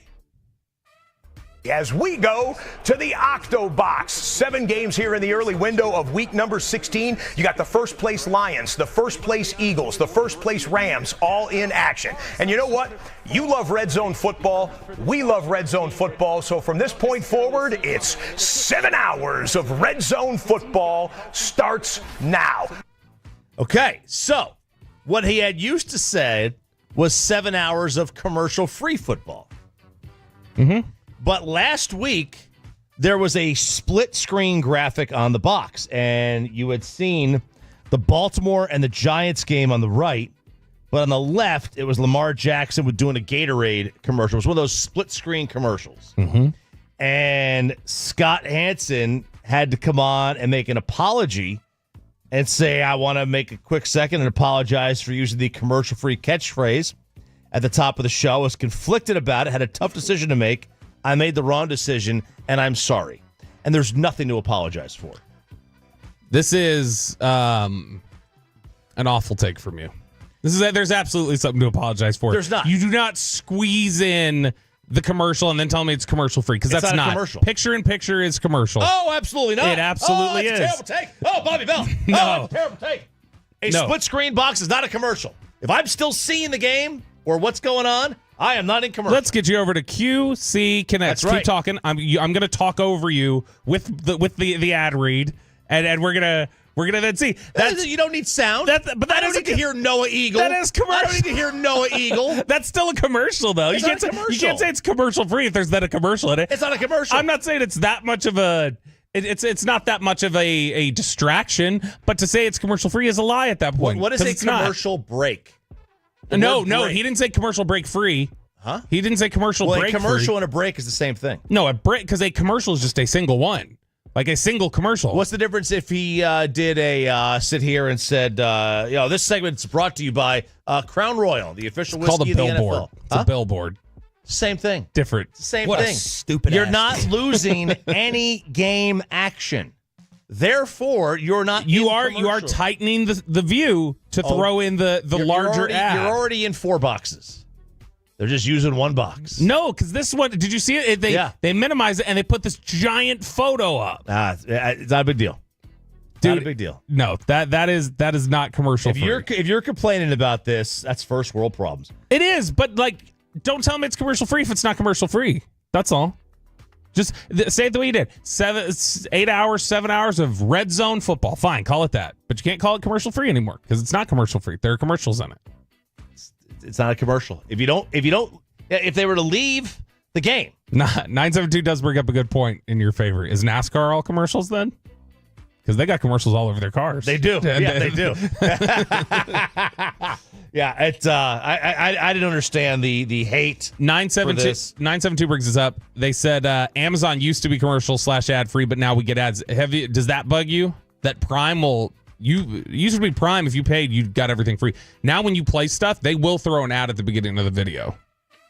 Is that a bigger problem to you? I don't mind if it's at the beginning. I mind if they stop the movie in the middle. But is that a problem that they didn't used to do it, and now all of a sudden they do throw a 30-second non-skippable ad in front of your stuff, especially if you're paying for the service?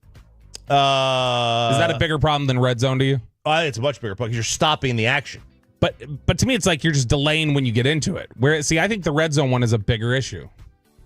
I would rather them do all the commercials at the beginning and make you watch all the ads. Right, I would much rather them do that, but I mean they got to make money. They got to make money somehow. You know that all too well. I wish I knew that as well as you know it. Yeah. Oh wow. Okay. All these reads on this. Okay. All right. I see what you're doing there. Somebody already texted in and said we need Sean here to check Bobby. Yeah, I think we do. All right, it's what's this? Monday at 7:40, and that means it is time to go over our weekend. Ladies and gentlemen, the weekend. I'm having a bad fucking weekend. Robert, I had a great weekend. Okay. It was a busy one, but it also featured brand new drinking rules from your boy. Oh boy, what happened? I think this is going to make sense. I think you're going to side with me on this one. All right. So Saturday was one Amanda Sharif's birthday. Mm-hmm. And so Amanda Sean was like getting things ready for her birthday and was like, hey, gonna get a party bus from Alba Limo. It's gonna be great. Whatever else. Just let me know a couple people you want to invite and we'll send out an invite and get them on the bus. And so she invited Kristen and the husbands were going along and we pop on the bus. Great time, hanging out, drinks flowing, go to a restaurant, Komodo, didn't order anything. Didn't order a single thing. You know why? Seafood restaurant. It's mostly fish and things that come out of the water. And I'm just like, Sean knew too. Because Sean, like, as soon as we're sitting there, we're separated a little bit at the table. And Sean, like, looks over when we're getting the bills. And without having looked down at me at dinner the whole time, he just looks back and he goes, did you even get anything? And I was like, no. He knew where we were going. There was no chance I was going to get something. But it was fine. Still a good time. Stopped at a bar. We stopped in a bar. I can't remember where we were at the name of the bar, but we were in a bar. I had an espresso martini shot for the first time. Okay. And that was the one drink that I had at this party, Chop. Because that was the one drink, and that one was forced upon me. where it was like, we're going to be out for 4 more hours. You have to have at least this one. This is the big birthday drink. I said, all right, fine. I'll have this one. That's it. And this is a new rule of mine. If I'm going out with the wife, I'm asking her, are you drinking? You having drinks? And if her answer is yes, I am not drinking. Not going to. And if she's not drinking, then I'll have some. But this is the new rule of mine that I've enforced for about the last month now. Because I found that, and you've found this, you've been present for this before, I think. I don't need, as nitpicky as I get, I don't need both of us being buzzed if a potential disagreement comes up. Because then it's just going to ruin the night. Yeah, you guys do fight. It's going to ruin the night. Uh-huh. And this was on display when we did the holiday party a couple weeks back. Where when we did the holiday party and we got finished up, I'm trying to remember, you were still, we left before you, didn't we? I can't remember. But I think you might have. So we told it back though the next day, and I think you heard it, where it was one of those things, or on the following Monday, where Kristen was like worked up. Somebody had told her when we went to go find her, because she and Amanda had crossed over and gone over to another bar across the street at one point. And I'd said, I was like, well, where is she? And I went and looked for her. They came back while we were out looking for him. And when I was coming back, somebody told me, boy, she's mad. I was like, why is she mad? And then somebody said, well, I guess somebody had told her that you left here really bad. I was like, I did not. I was not mad at all when I left her. I was just going to get her. Like, hey, we're leaving. And so when she came out, she was all like huffy. And I was like, I'm not mad at all. And she was like, oh, sorry. And so I was like, if I had been drinking, that I probably come at it much more defensive. Okay. And so it popped in my head, and I said, you know what? I'm not having this turn into a dumb argument anymore, because it's too right for that. If it's just the two of us, it's a little different. When we're out in a big group setting, it's much easier for it to turn into like just interactions or whatever. It's like, why aren't you talking to me? Why are you over here? Whatever it would be that while she's buzzing, she could be nitpicky about. And if I'm buzzing too, I'm not going to necessarily receive it the best way, or I could be nitpicky and she doesn't receive it the best way. It just made me realize I'm not going to until we get back to the house. And if we're continuing the party then once we're back at the house, fine, then I'll have a drink there. But I'm not ruining the outing with my buzzed reactions to if she gets her feels. So this is my new rule. If she is having a drink while we're out, then I'm just not going to. But if she's not, then I'll handle it. Is that a bad rule? That's not a bad rule. I think but I think it protects the peace of our outings when we're out in group outings at the station now. To me, I take offense when people stop drinking. If you quit drinking, I take offense to that. I didn't quit drinking, but I think it's your sobriety should never get in the way of having fun. 903. Leave it to Bobby to complain about a restaurant for someone else's birthday. I didn't complain. I didn't say anything. He did the right thing. I don't eat that. Like, I mean, that is why I don't complain, and that's why whenever Sean has always said, you not eating is making it about you. It's like, no, it's the exact opposite. I'm not going to dispute it. I agree with you on this. I stand your side of this one. If you don't like the restaurant, and I'm not complaining about it. I'm just like, no, I can go and I can just like if everybody wants to eat here, let's just go eat there, and I'm fine. I'll get a burger on the way home or whatever. It doesn't bug me. The Rock brings his own food to restaurants. Exactly. I was not. I was doing the exact opposite. I was trying not to ruin the night. I'm with you on this one. So there you go. Anyway, it was a great time, great party. Enjoyed it a great deal. But it was a good time. I think that's the new rule that protects everybody's peace. Okay. Because there's one point, Chop, when we were getting off that bus, we have this party bus, and Kristen had to pee like a racehorse. And she was getting all worked up, and she's like, I gotta go. This thing hasn't stopped yet. We're 8 minutes from the place. We barely make it in for her to go to the restroom. But as we're walking, she's starting to get a little emotional, get a little worked up. I was like, stop. You're fine. We're going to get you to the bathroom. It's fine. Whereas if I've been drinking, probably not receiving that the best way. I'm probably receiving it instead like, stop crying. Come on. We got to go. And it probably escalates and makes things work. I just think this is 2 instances in a row now where I've been like, I was able to protect our peace. I was able to protect the peace. We were able to have a good night because I didn't have a buzzed reaction to something, a buzzed negative reaction. So this is my new. These are my new Bobby rules for drinking when we're out. You gotta have your microphone on. There you go. New Bobby. I thought I turned it on. New Bobby rules. Very good. Story time. Hit me. I want to tell you about a buddy of mine. Goes by the name of Michael Whitten. And I got very bad news on Saturday morning. I got a text from his nephew that, hey, I want to let you know my uncle had passed away. And I was like, oh, boy. And I was like, wait a second. Like, this guy? Like, I was trying to put two and two together. Like, wait, what? So story time. Let's go back to 2021. We go to, he gives me a call. And he's like, hey, we're going to the Players' Championship in Ponte Vedra. The good part of Jacksonville. Bad part of Jacksonville. Right. This is the good part. The outskirts of Jacksonville. This is the outskirts of Jacksonville. Nobody smokes in Ponte Vedra. But we're going there, and I got an extra sweet ticket. Why don't you come on with? We're going to play golf. We go. We get done with the tournament. We're at a bar that night playing Golden Tee. And we had been playing golf that morning. Then we went to the golf tournament, and then we were here. We had been hammered all day. This was probably one of the drunkest I'd ever been. And I was like, I got to go, man. I'm going to vomit all over this floor. I can't even stand up.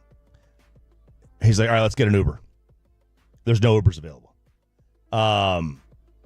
45 minutes to get an Uber. I was like, I'm not going to make it. We go outside the bar, and it's like in a walking part of town. And there's this guy who's got a pink bike. The guy obviously was, that was his only mode of transportation. The guy had, he was obviously struggling. Mm-hmm. And Michael's like, I'll give you $20 for the bike. I think he took like 50. I think they settled on like $50 or something. He gives me the bike. He says, drive home. So I ride this bike home. I could have easily gotten a DUI on this bike. I have no idea how I made it home. Can you get a DUI for that? I think if your feet are off the ground. I think a scooter, you don't get a DUI. Whoa. Yeah, I think a scooter is okay because you have a foot on the ground. Rollerblades, I think you're screwed. I think you get a DUI on a bike. Easily could have gotten a DUI on a bike. Yeah. You can. Yeah. Whoa, I learned something new every day. I had no idea. Somehow I make it back to the house, the Airbnb. He ships this bike home. This bike got lost. He found it. A couple of weeks ago, he invited me to the Jake Paul fight. The Mike Tyson Jake Paul fight. Yeah, the last second invitation you got. Yeah, last second. I hadn't seen him in a while. They had moved to Galveston or whatever. And his nephew texted me, and he goes, hey, I have this bike for you. I want to give it to you. By the way, he was found in his truck over the weekend. So that was very sad. That hit me, too. That hit me really, really hard. I was like kind of pacing the house. It was the day of the Tennessee game, so I had my anxiety emotions going. And if you saw my Instagram live, as hammered as I was, it wasn't just because of the Tennessee game. A lot of it had to do with that. So that was tough. That's sad. Yeah, I hate to hear that. Yeah, because they're gonna investigate this. They're gonna investigate that. I think. I hope. Ooh. Yeah. I don't know. I don't know what happened. They don't know a lot. They haven't told me a lot. But it's always so jarring, though. Like no matter how it happens, whenever it's just somebody you were just with, and no matter how it happens or how it occurs, it's just it's hard to shake it. Just the fragility of life and how it's gone just like that in just a lot of instances. And that's sad. I'm sorry to hear that. Yeah, it's all right. It I don't really know. I'm terrible with emotional things. I like to make jokes. Oh yeah, me too. That's me. I like to make jokes. I don't really have a whole lot to joke about. I don't know. No, and it is one of those things because when it's so. A lot of times it's such a cliche, but whenever they're like words don't suffice or whatever, it really is the case where it's like you reach something that is so serious and puts everything else into such perspective that you're like, I have nothing to say about it other than just I'm rattled by it or I'm just it's something it's wild to process when somebody's life ends. It just shows how thin those margins are and how everything's just on, it's, words just don't suffice a lot of times. Don't. I also did have my surgery on my finger. That's why I'm wearing this big, giant blue thing. What was the issue with your finger? You broke it, but what was the issue that they were correcting? I broke it like 10 years ago. It was crooked. Now, they didn't straighten the finger out, but I play a lot of golf, and when you have like a break at the joint, I guess like it built up a cyst in the joint or like some kind of a mass. It's not a cyst. It was like a harder mass. And it was right on the nerve. So anytime like I would bang it, it would just send this shooting pain. And it kept getting bigger. It kept getting bigger and bigger and bigger. I was like, oh, you know what? I gotta look at this thing. So I went to the doctor a while back. And I was like, hey, what can we do here? Well, we can just take it out. It's a simple procedure. And you're in and out of the hospital in no time. So I did that on Tuesday of last week. And let me tell you something. I really think I want to have surgery at least once a month. That is the most rested I've ever felt. They gave me the little drip, the IV drip. Yeah. They did it in the pre-op room. They wheel me out. They start the IV drip, and they're like 13 feet down the way, like paces. And they said, "Do you feel it yet?" And I'm like, "Man, that's faster than edible. I'll tell you that right now." I am like, we get into the room, and the spotlights in this room are amazing. It's like in an amphitheater. That's the last thing I remember. I can remember being wheeled into the room, and then I am just out. And then I wake up, a little groggy. I felt so refreshed. I felt great after that. I felt phenomenal the rest of the day. I have no idea why. How long was your surgery? The actual time of cutting and stitching, like 15 minutes. So is this propofol? Who? The Michael Jackson sedative that. Oh, I have no idea. I have no idea what it was. Because I know this was when I needed there was something I was getting done, and they told me they were going to give me propofol, and I was like, why? Isn't this the stuff that killed Michael Jackson? They're like, that's what it's famous for. They're like, it's actually like really the person who told me this, they're like, it's really difficult to actually take somebody down with that. That's why it was so reckless what happened. But they're like, it's one of these anesthesias that you're knocked out for like 20 minutes with it. That's it. Yeah, and they gave me they stuck a tube down my throat, and that was like your favorite part. Right. When I would breathe, that would keep giving me more anesthesia. So like that would continue. That's crazy. Yeah, I know, right? It's like, what if I stop breathing? What if I stop breathing? Like, I'm just going to wake up and, my finger. You just like hold you've got a sleep apnea, like hang up for a second and then just wake up with it. It's so, jeez. But no, the finger feels good. It's itchy right now. It started to get itchy today. We're about a week in. I got another week going back to the doctor on Monday of next week. But you're going to be able to swing again without any pain. Without any pain. Yep. Doing all this for a little bit of golf. On a weekend. That was my whole point I said that last week. It's like, this is why it's so easy to trigger the amateur golfers. Chop is getting surgery just to play golf better. Yeah. Like if you weren't playing golf, you probably wouldn't get the surgery done. Probably not. But for your amateur sport. Amateur sport, I'm getting surgery. That's right. That's a good point, Bobby. For your amateur shaft, that's what you're all about. You're absolutely right. Okay, there's best and worst of the weekend here on 105 through the Fan. I'm RJ Choppy. He is Bobby Belt. You know what? Let's take some Cowboy phone calls. Your star up, star down when the Cowboys win over Tampa. And I want your percentage on Mike's return. Ooh. Next on 105 through the Fan.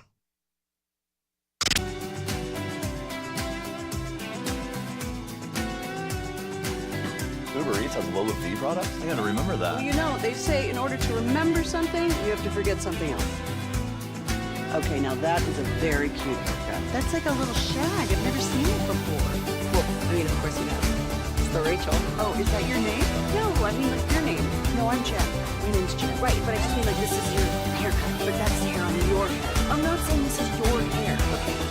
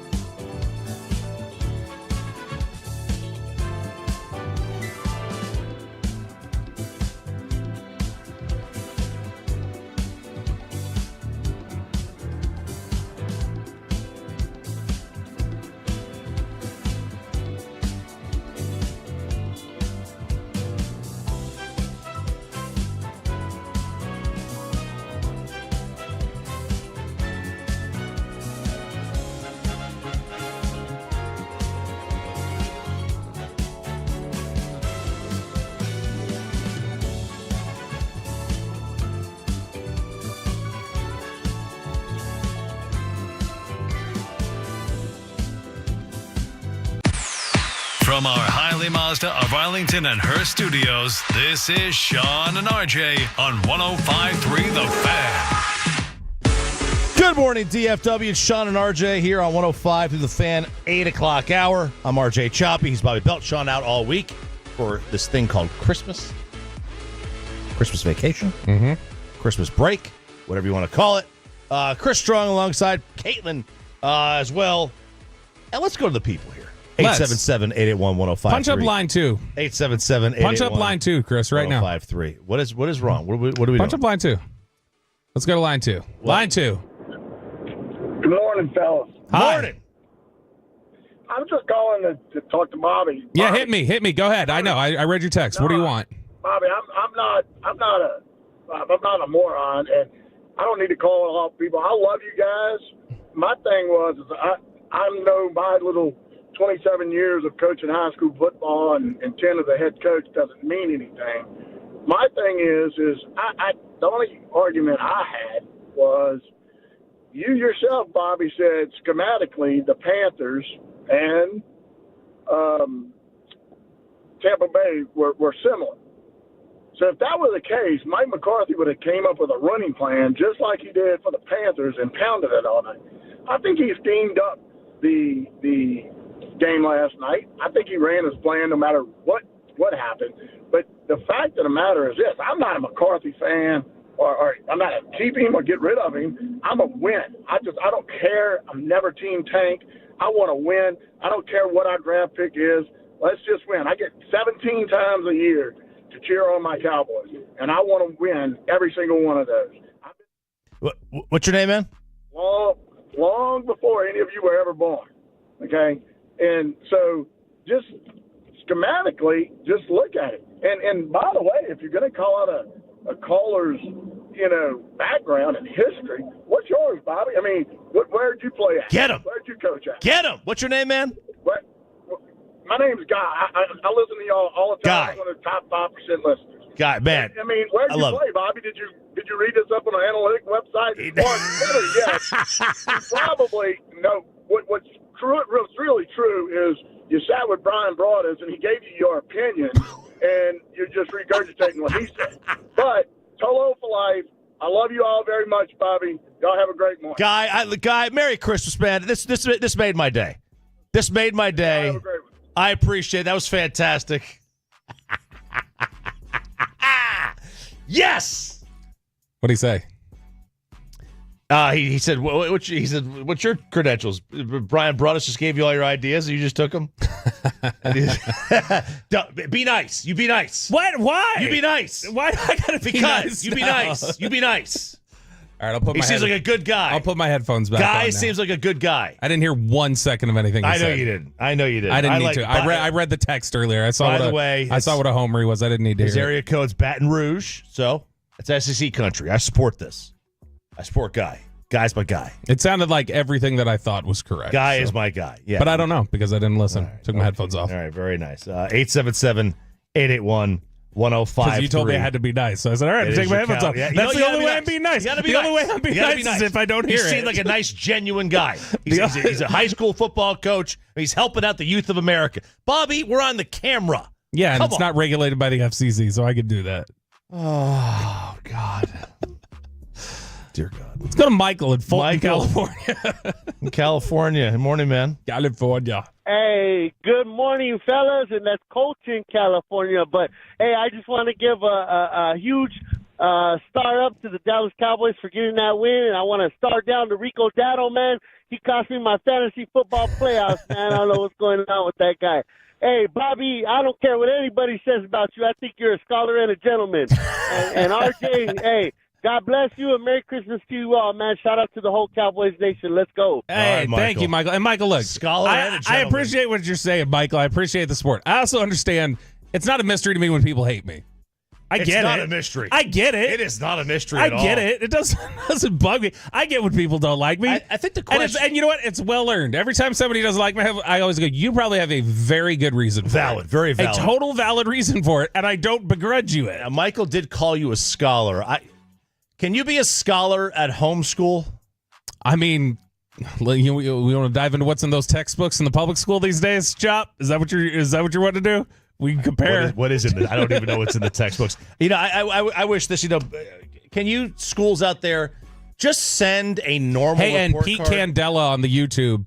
Guy gave Bobby smoke and Bobby had to hide. Bobby took off his headphones because Choppy said be nice. Had to cut off his mic and tell me to be nice 3 times. Yeah. And so, all right, if I'm gonna have to be nice, I'm not gonna listen to this. Can y'all schools just send me a normal report card?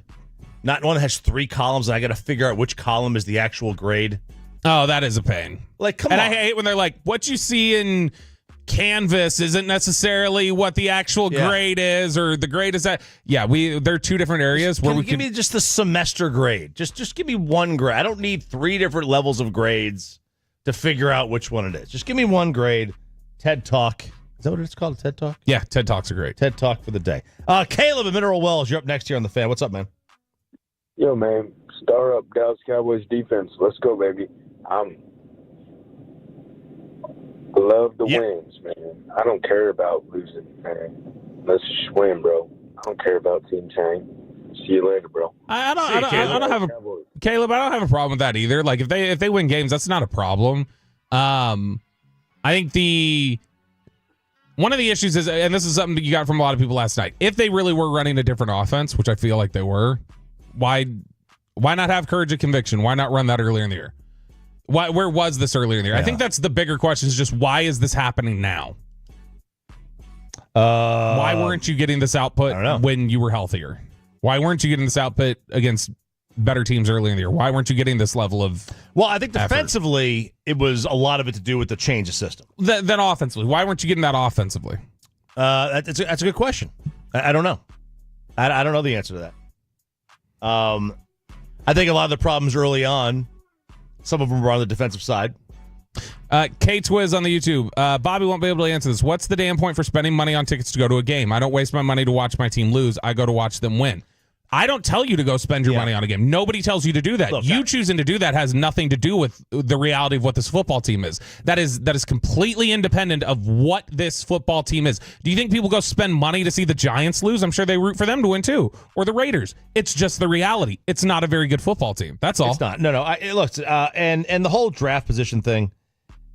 There's enough history that shows that it doesn't really matter.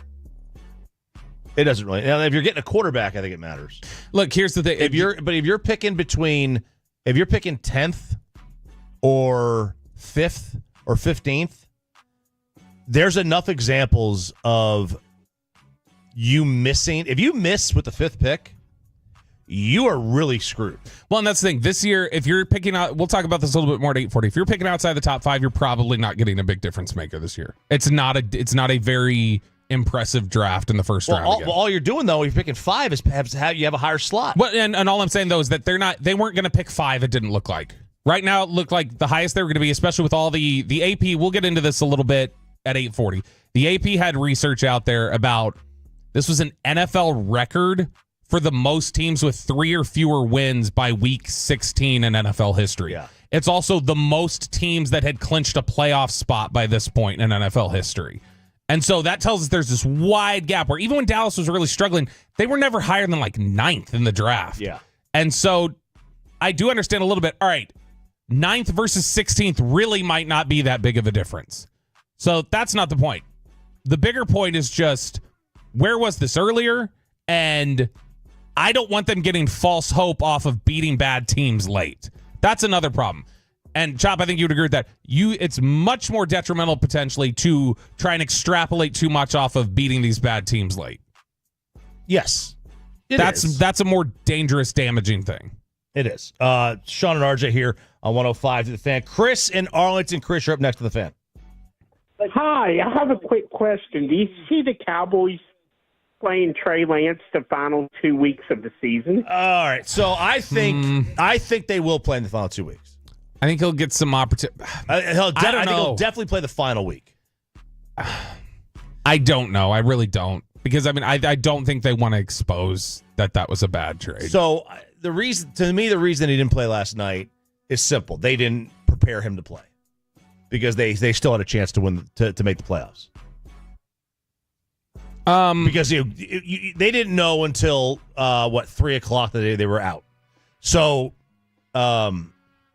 if they had known, going into this week, maybe you're not going to throw him out there taking 6 snaps a practice. But I mean, they've talked about how much they want to play him and give him opportunities in certain packages, and they haven't done it yet. Yeah, I don't believe they want to play him. I think they truthfully have been trying to win. So now I think that it's a much better chance that he plays over the next 2 weeks. But if Mike's job is on the line and 8 and or whatever, they're 7 and 8 now. 7 and 10 is different than 9 and 8. Oh, for sure. And so does he want to do that? Well, look, that would be a situation for Jerry to step in, but also there's no benefit for the Cowboys actually even playing him. I'm curious. I need to look something up. Right? Is there? What's the? There's no. They're not. He's a free agent, so they can't trade him. They're not going to sign him. You're better off for Cooper Rush. So what's the point? I was just having to look. I'm curious. There are times where I couldn't remember who represented him. I wonder if they might look at it and say, given who they have on the roster, if there's nobody they have that's a pending free agent, it doesn't look like. I wonder if they would they embitter the agent if they didn't play Trey Lance down the stretch when he's about to become a free agent? And because I couldn't remember, there was a time where I think David Mulugeta was connected to him, the agent for Micah Parsons. And do you want to go potentially pissing off Micah Parsons' agent right before you go walk into a negotiation with him because you refuse to give his guy any film before he's got to hit free agency? I mean, there's a question there at least. I know that it doesn't exist to the same extent in the NFL, but I know that exists, for instance, in the NBA. That kind of a factor would absolutely exist in the NBA, where the agents and players run things. And the NFL is going to become, I think, I was talking about this with Pat Doney last night, the amount that high school and college players are going to dictate so much of their movement before they get to the NFL is going to get a lot of guys who come here and expect to dictate where they're going to go. And you're going to get more of an NBA factor the longer that the NFL's around in terms of where players start having control, I think. You think it is? I think so. And I mean, that's going to set up situations like that where you may say you have to play Trey Lance because you're about to hit me in a negotiation with somebody else. Let's go to Anthony in Dallas. You're up next to the Fan. Morning, man. Hey, good morning. What's up? I just wanted to say, Bobby, I love you, man. Like, I've been listening to y'all for a long time, especially RJ when you was announcing for the Dallas Mavericks, I think. Yeah, way back. Love you too, Anthony. Man, I've been a long time listener. But my star up got to go to the secondary. Jordan Lewis, that interception, Bland, that strip fumble at the end. Yep. The way Donovan Wilson was hidden, the way Hooker was hidden, Leah foul, man, I think the defense got some pieces for next year. Just need to add a pass rusher. And my star down, I know he scored a touchdown, but Elliott, man, it's like he struggled to get a half a yard, man. And I remember the day when Elliott was bucked. Oh, we lost Anthony's phone there at the end. That's okay. But either way, I agree. I think the defense has been playing so much better. In fact, I think one of the things we're going to have to talk about probably moving forward if Mike's not back is I think there's a very legitimate chance that Zimmer gets an interview here as the head coach. Oh, I think he'll get an interview. And they keep just piling praise on Zimmer for the second half of the season. Well, look, the defense has played much better. The defense has really hit its stride. That was a punishing effort yesterday.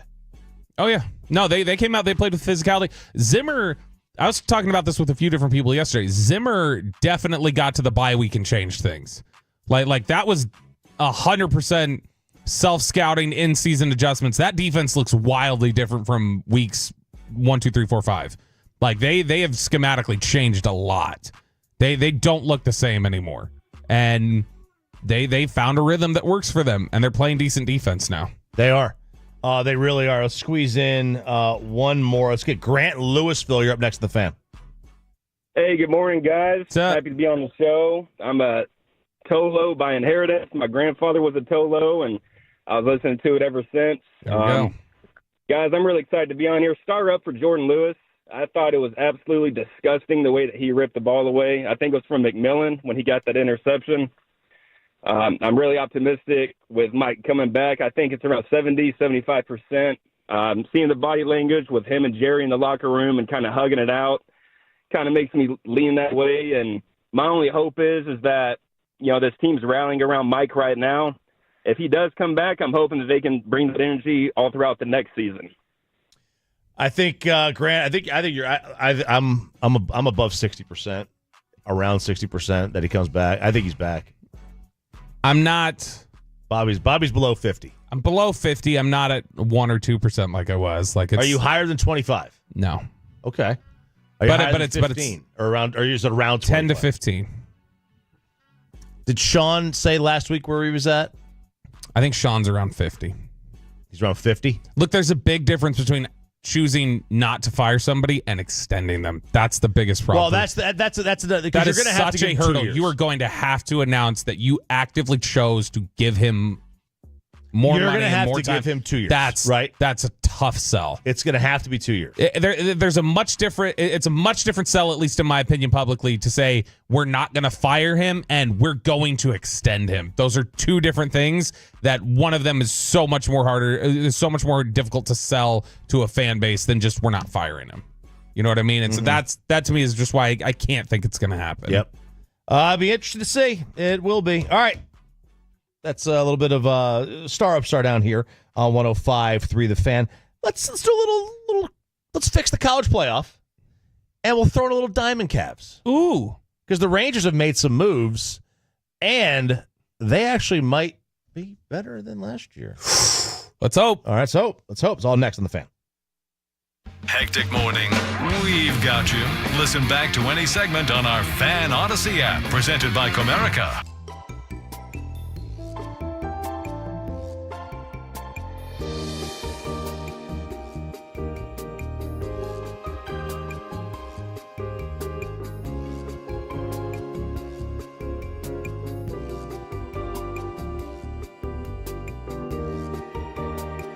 It's true that you've got to forget something else to remember that Uber Eats has groceries. No, that's absurd. Hey, remember when you used to be Pepper Lady? Pepper Lady? Wasn't it Cinnamon Sisters? Basil Babes. Saffron Squad? Nutmeg Maidens? Paprika? No. Nutmeg Maidens? I just said that. Was it Spice Girls? Doesn't sound right. Was it Saffron Squad?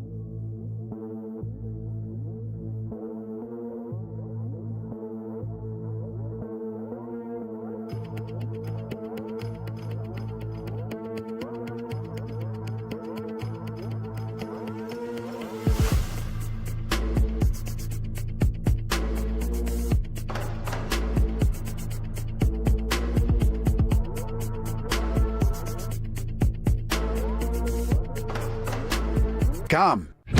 This segment of Sean and RJ is brought to you by Cars for Kids. Donate today at carsforkids.org and Frankel & Frankel. If you've been injured in a car or truck wreck, call Frankel first. 214-817-333-3333. With Frankel & Frankel, there's never an out-of-pocket cost, and they only get paid when you win. Frankel & Frankel, the go-to car and truck wreck attorneys in Dallas. So on the right side, Kyrie, second defender. Kyrie dribbles away from Powell and Dunn, and finding a man who's having a heck of a fourth quarter. OMQG! That is Mavs with the victory over. That was over the Clippers, 113-97. They have Portland tonight at the American Airlines Center. That'll be a 7:30 tip time. Mavs are 18-10 on the year, Bobby Belt. Got the home and home split there, or just the home split. They played back-to-back at home there against the Clippers, but got run on Thursday night really bad. And then Saturday night, strong performance overall. That was without Luka again. Kyrie was 6 for 25 in this game, though. But Klay Thompson coming on. Last 10, Chop. 45% from 3. And that's interesting because his previous 10 was, or the start to his season was not very good. No. He was off to like career lows and 3-point percentage. And he's bumped it up. He's up to 39% now for 3, so he's inching closer. And he's definitely, it feels like they're kind of managing minutes a little more than they were earlier in the year. And so finding his rhythm a little bit, but the offense playing better in this one than they did the other night. The first game against the Clippers when they scored 95, that was the season low for the Mavericks scoring. Which, by the way, can you think about how different offense is in the NBA now from like the Jordan era 90s? 95 points would be a team's season low. Oh, yeah, I never would have guessed that. That was some team season high. Some people just, 95 would have been like, you expect to win that game in the 90s. Absolutely. Yeah, and they scored 95 after they score 140-something. Yep. You know, they had 143 against Golden State. Yeah. So that was a surprising. That's the NBA, though. You get hot for 3 one day, then you get cold from 3 the next, and that's how you get turnarounds like you did with the home and home against the Clippers, where you can't score, and then the next day you roll it up. Yeah, I gotta look. I can't. I think this was. That game the other day where they scored 95 was the first game for them all year under 100 points. I think it was.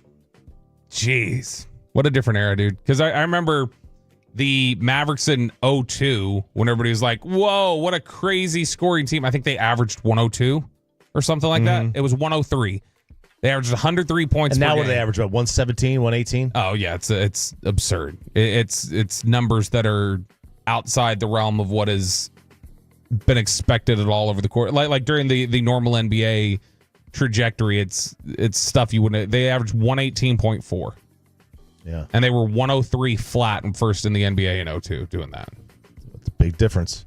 Different era, big man. Change, and you know, people are really like the graphic that's going around about all the shots, and it's all just 3-pointers and points in the paint. And Redick talked about this, where he's like, you know, the byproduct of all these threes that you're getting a lot more points in the paint because it's opening everything up.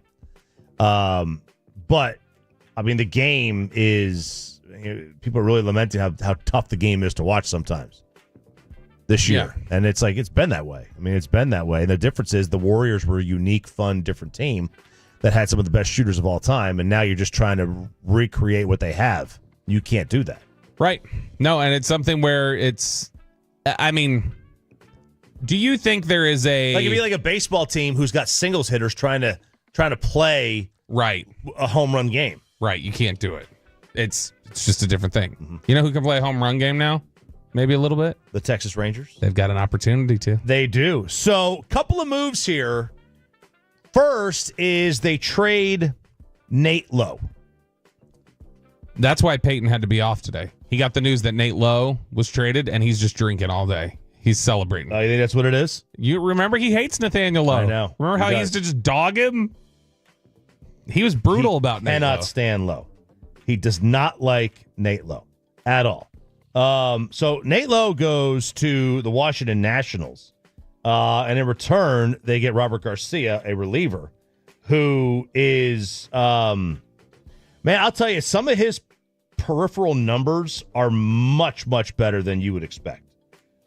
This is a guy who has really, really solid, decent numbers that you're going to find you actually do like.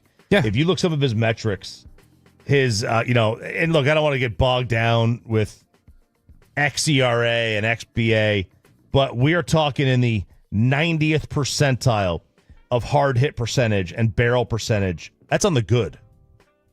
High 90% on K percentage, 94th percentile in chase percentage, 97th in XERA, 88th in X batting average. Like, the only thing he doesn't do, his fastball velocity is not like super high.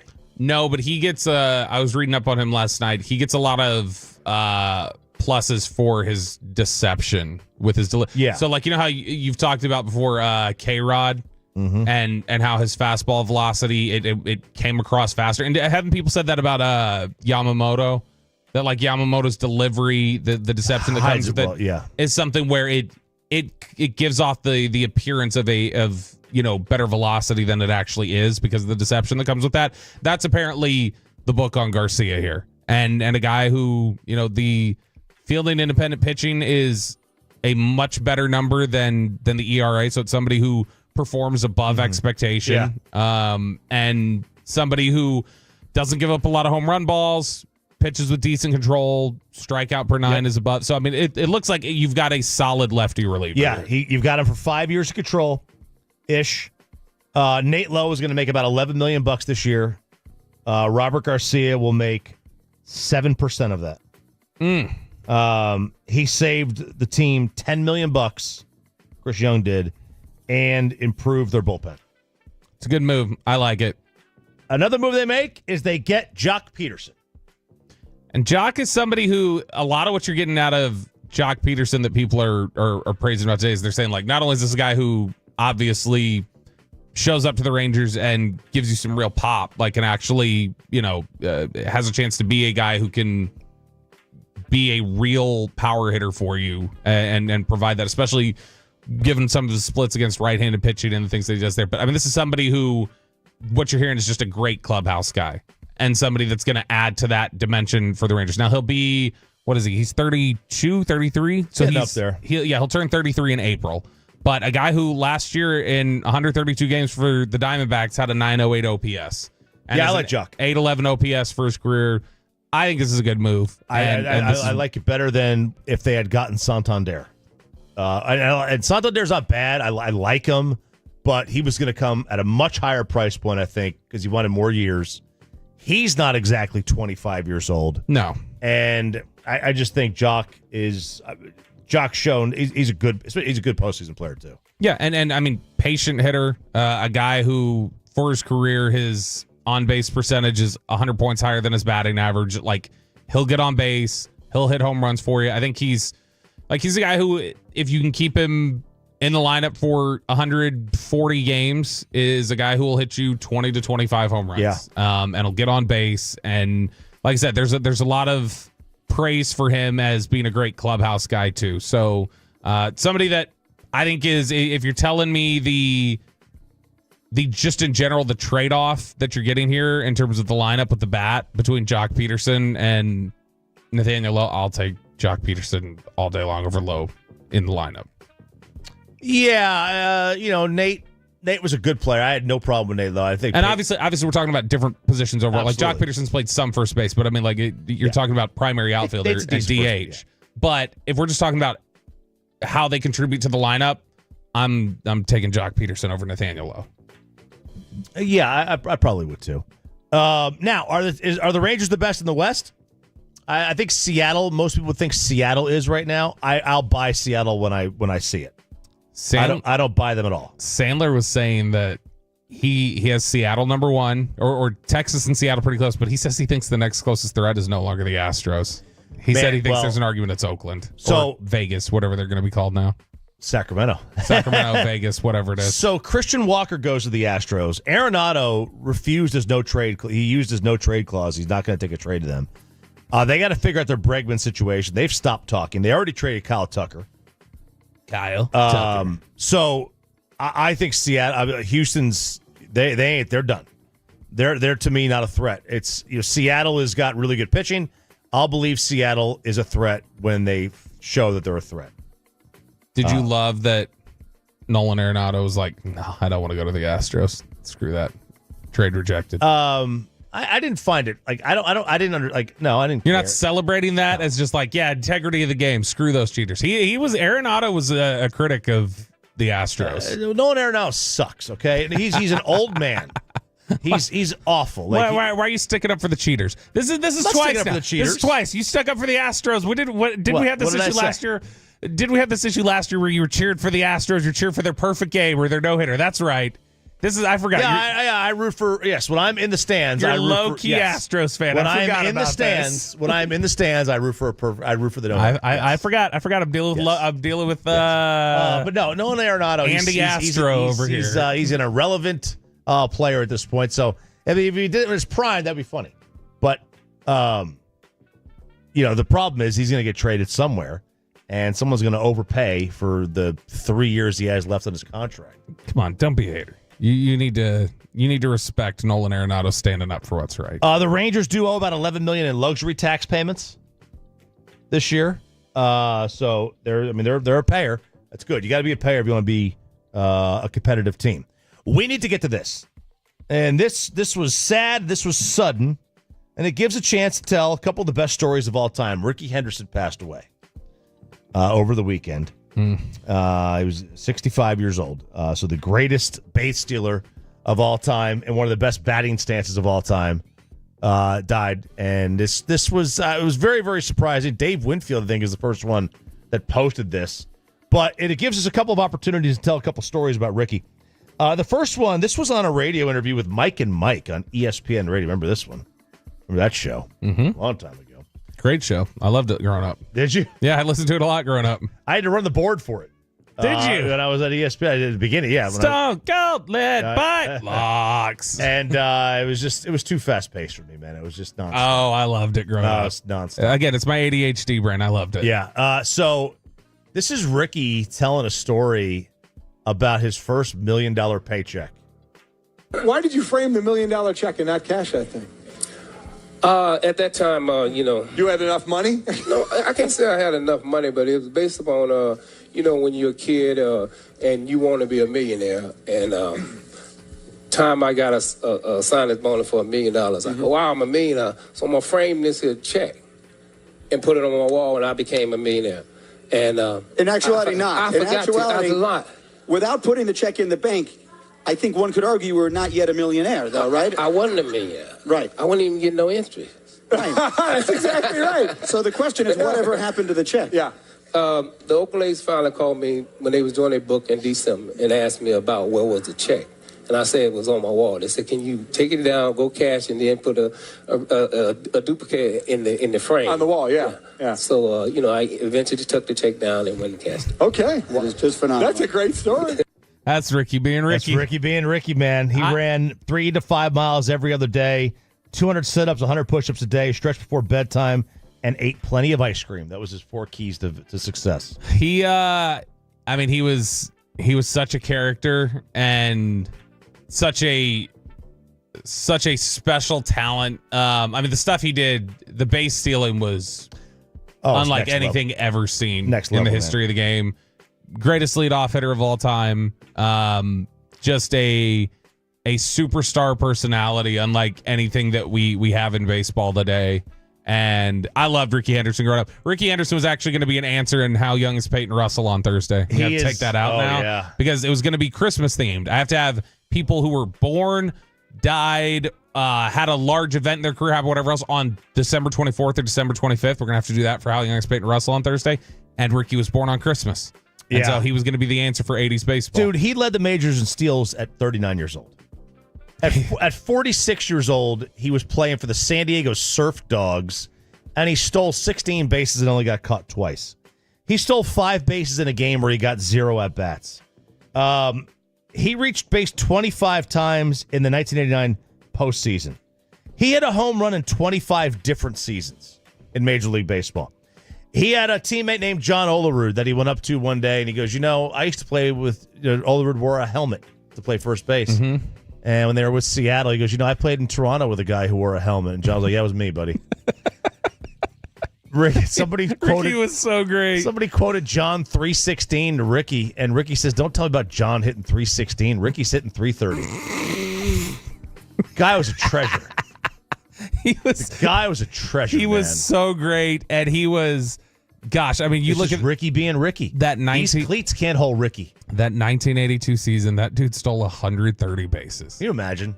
No, it's a basic game. No, it's almost a basic game. I can't imagine. There was 4 years there, from 80 to 83.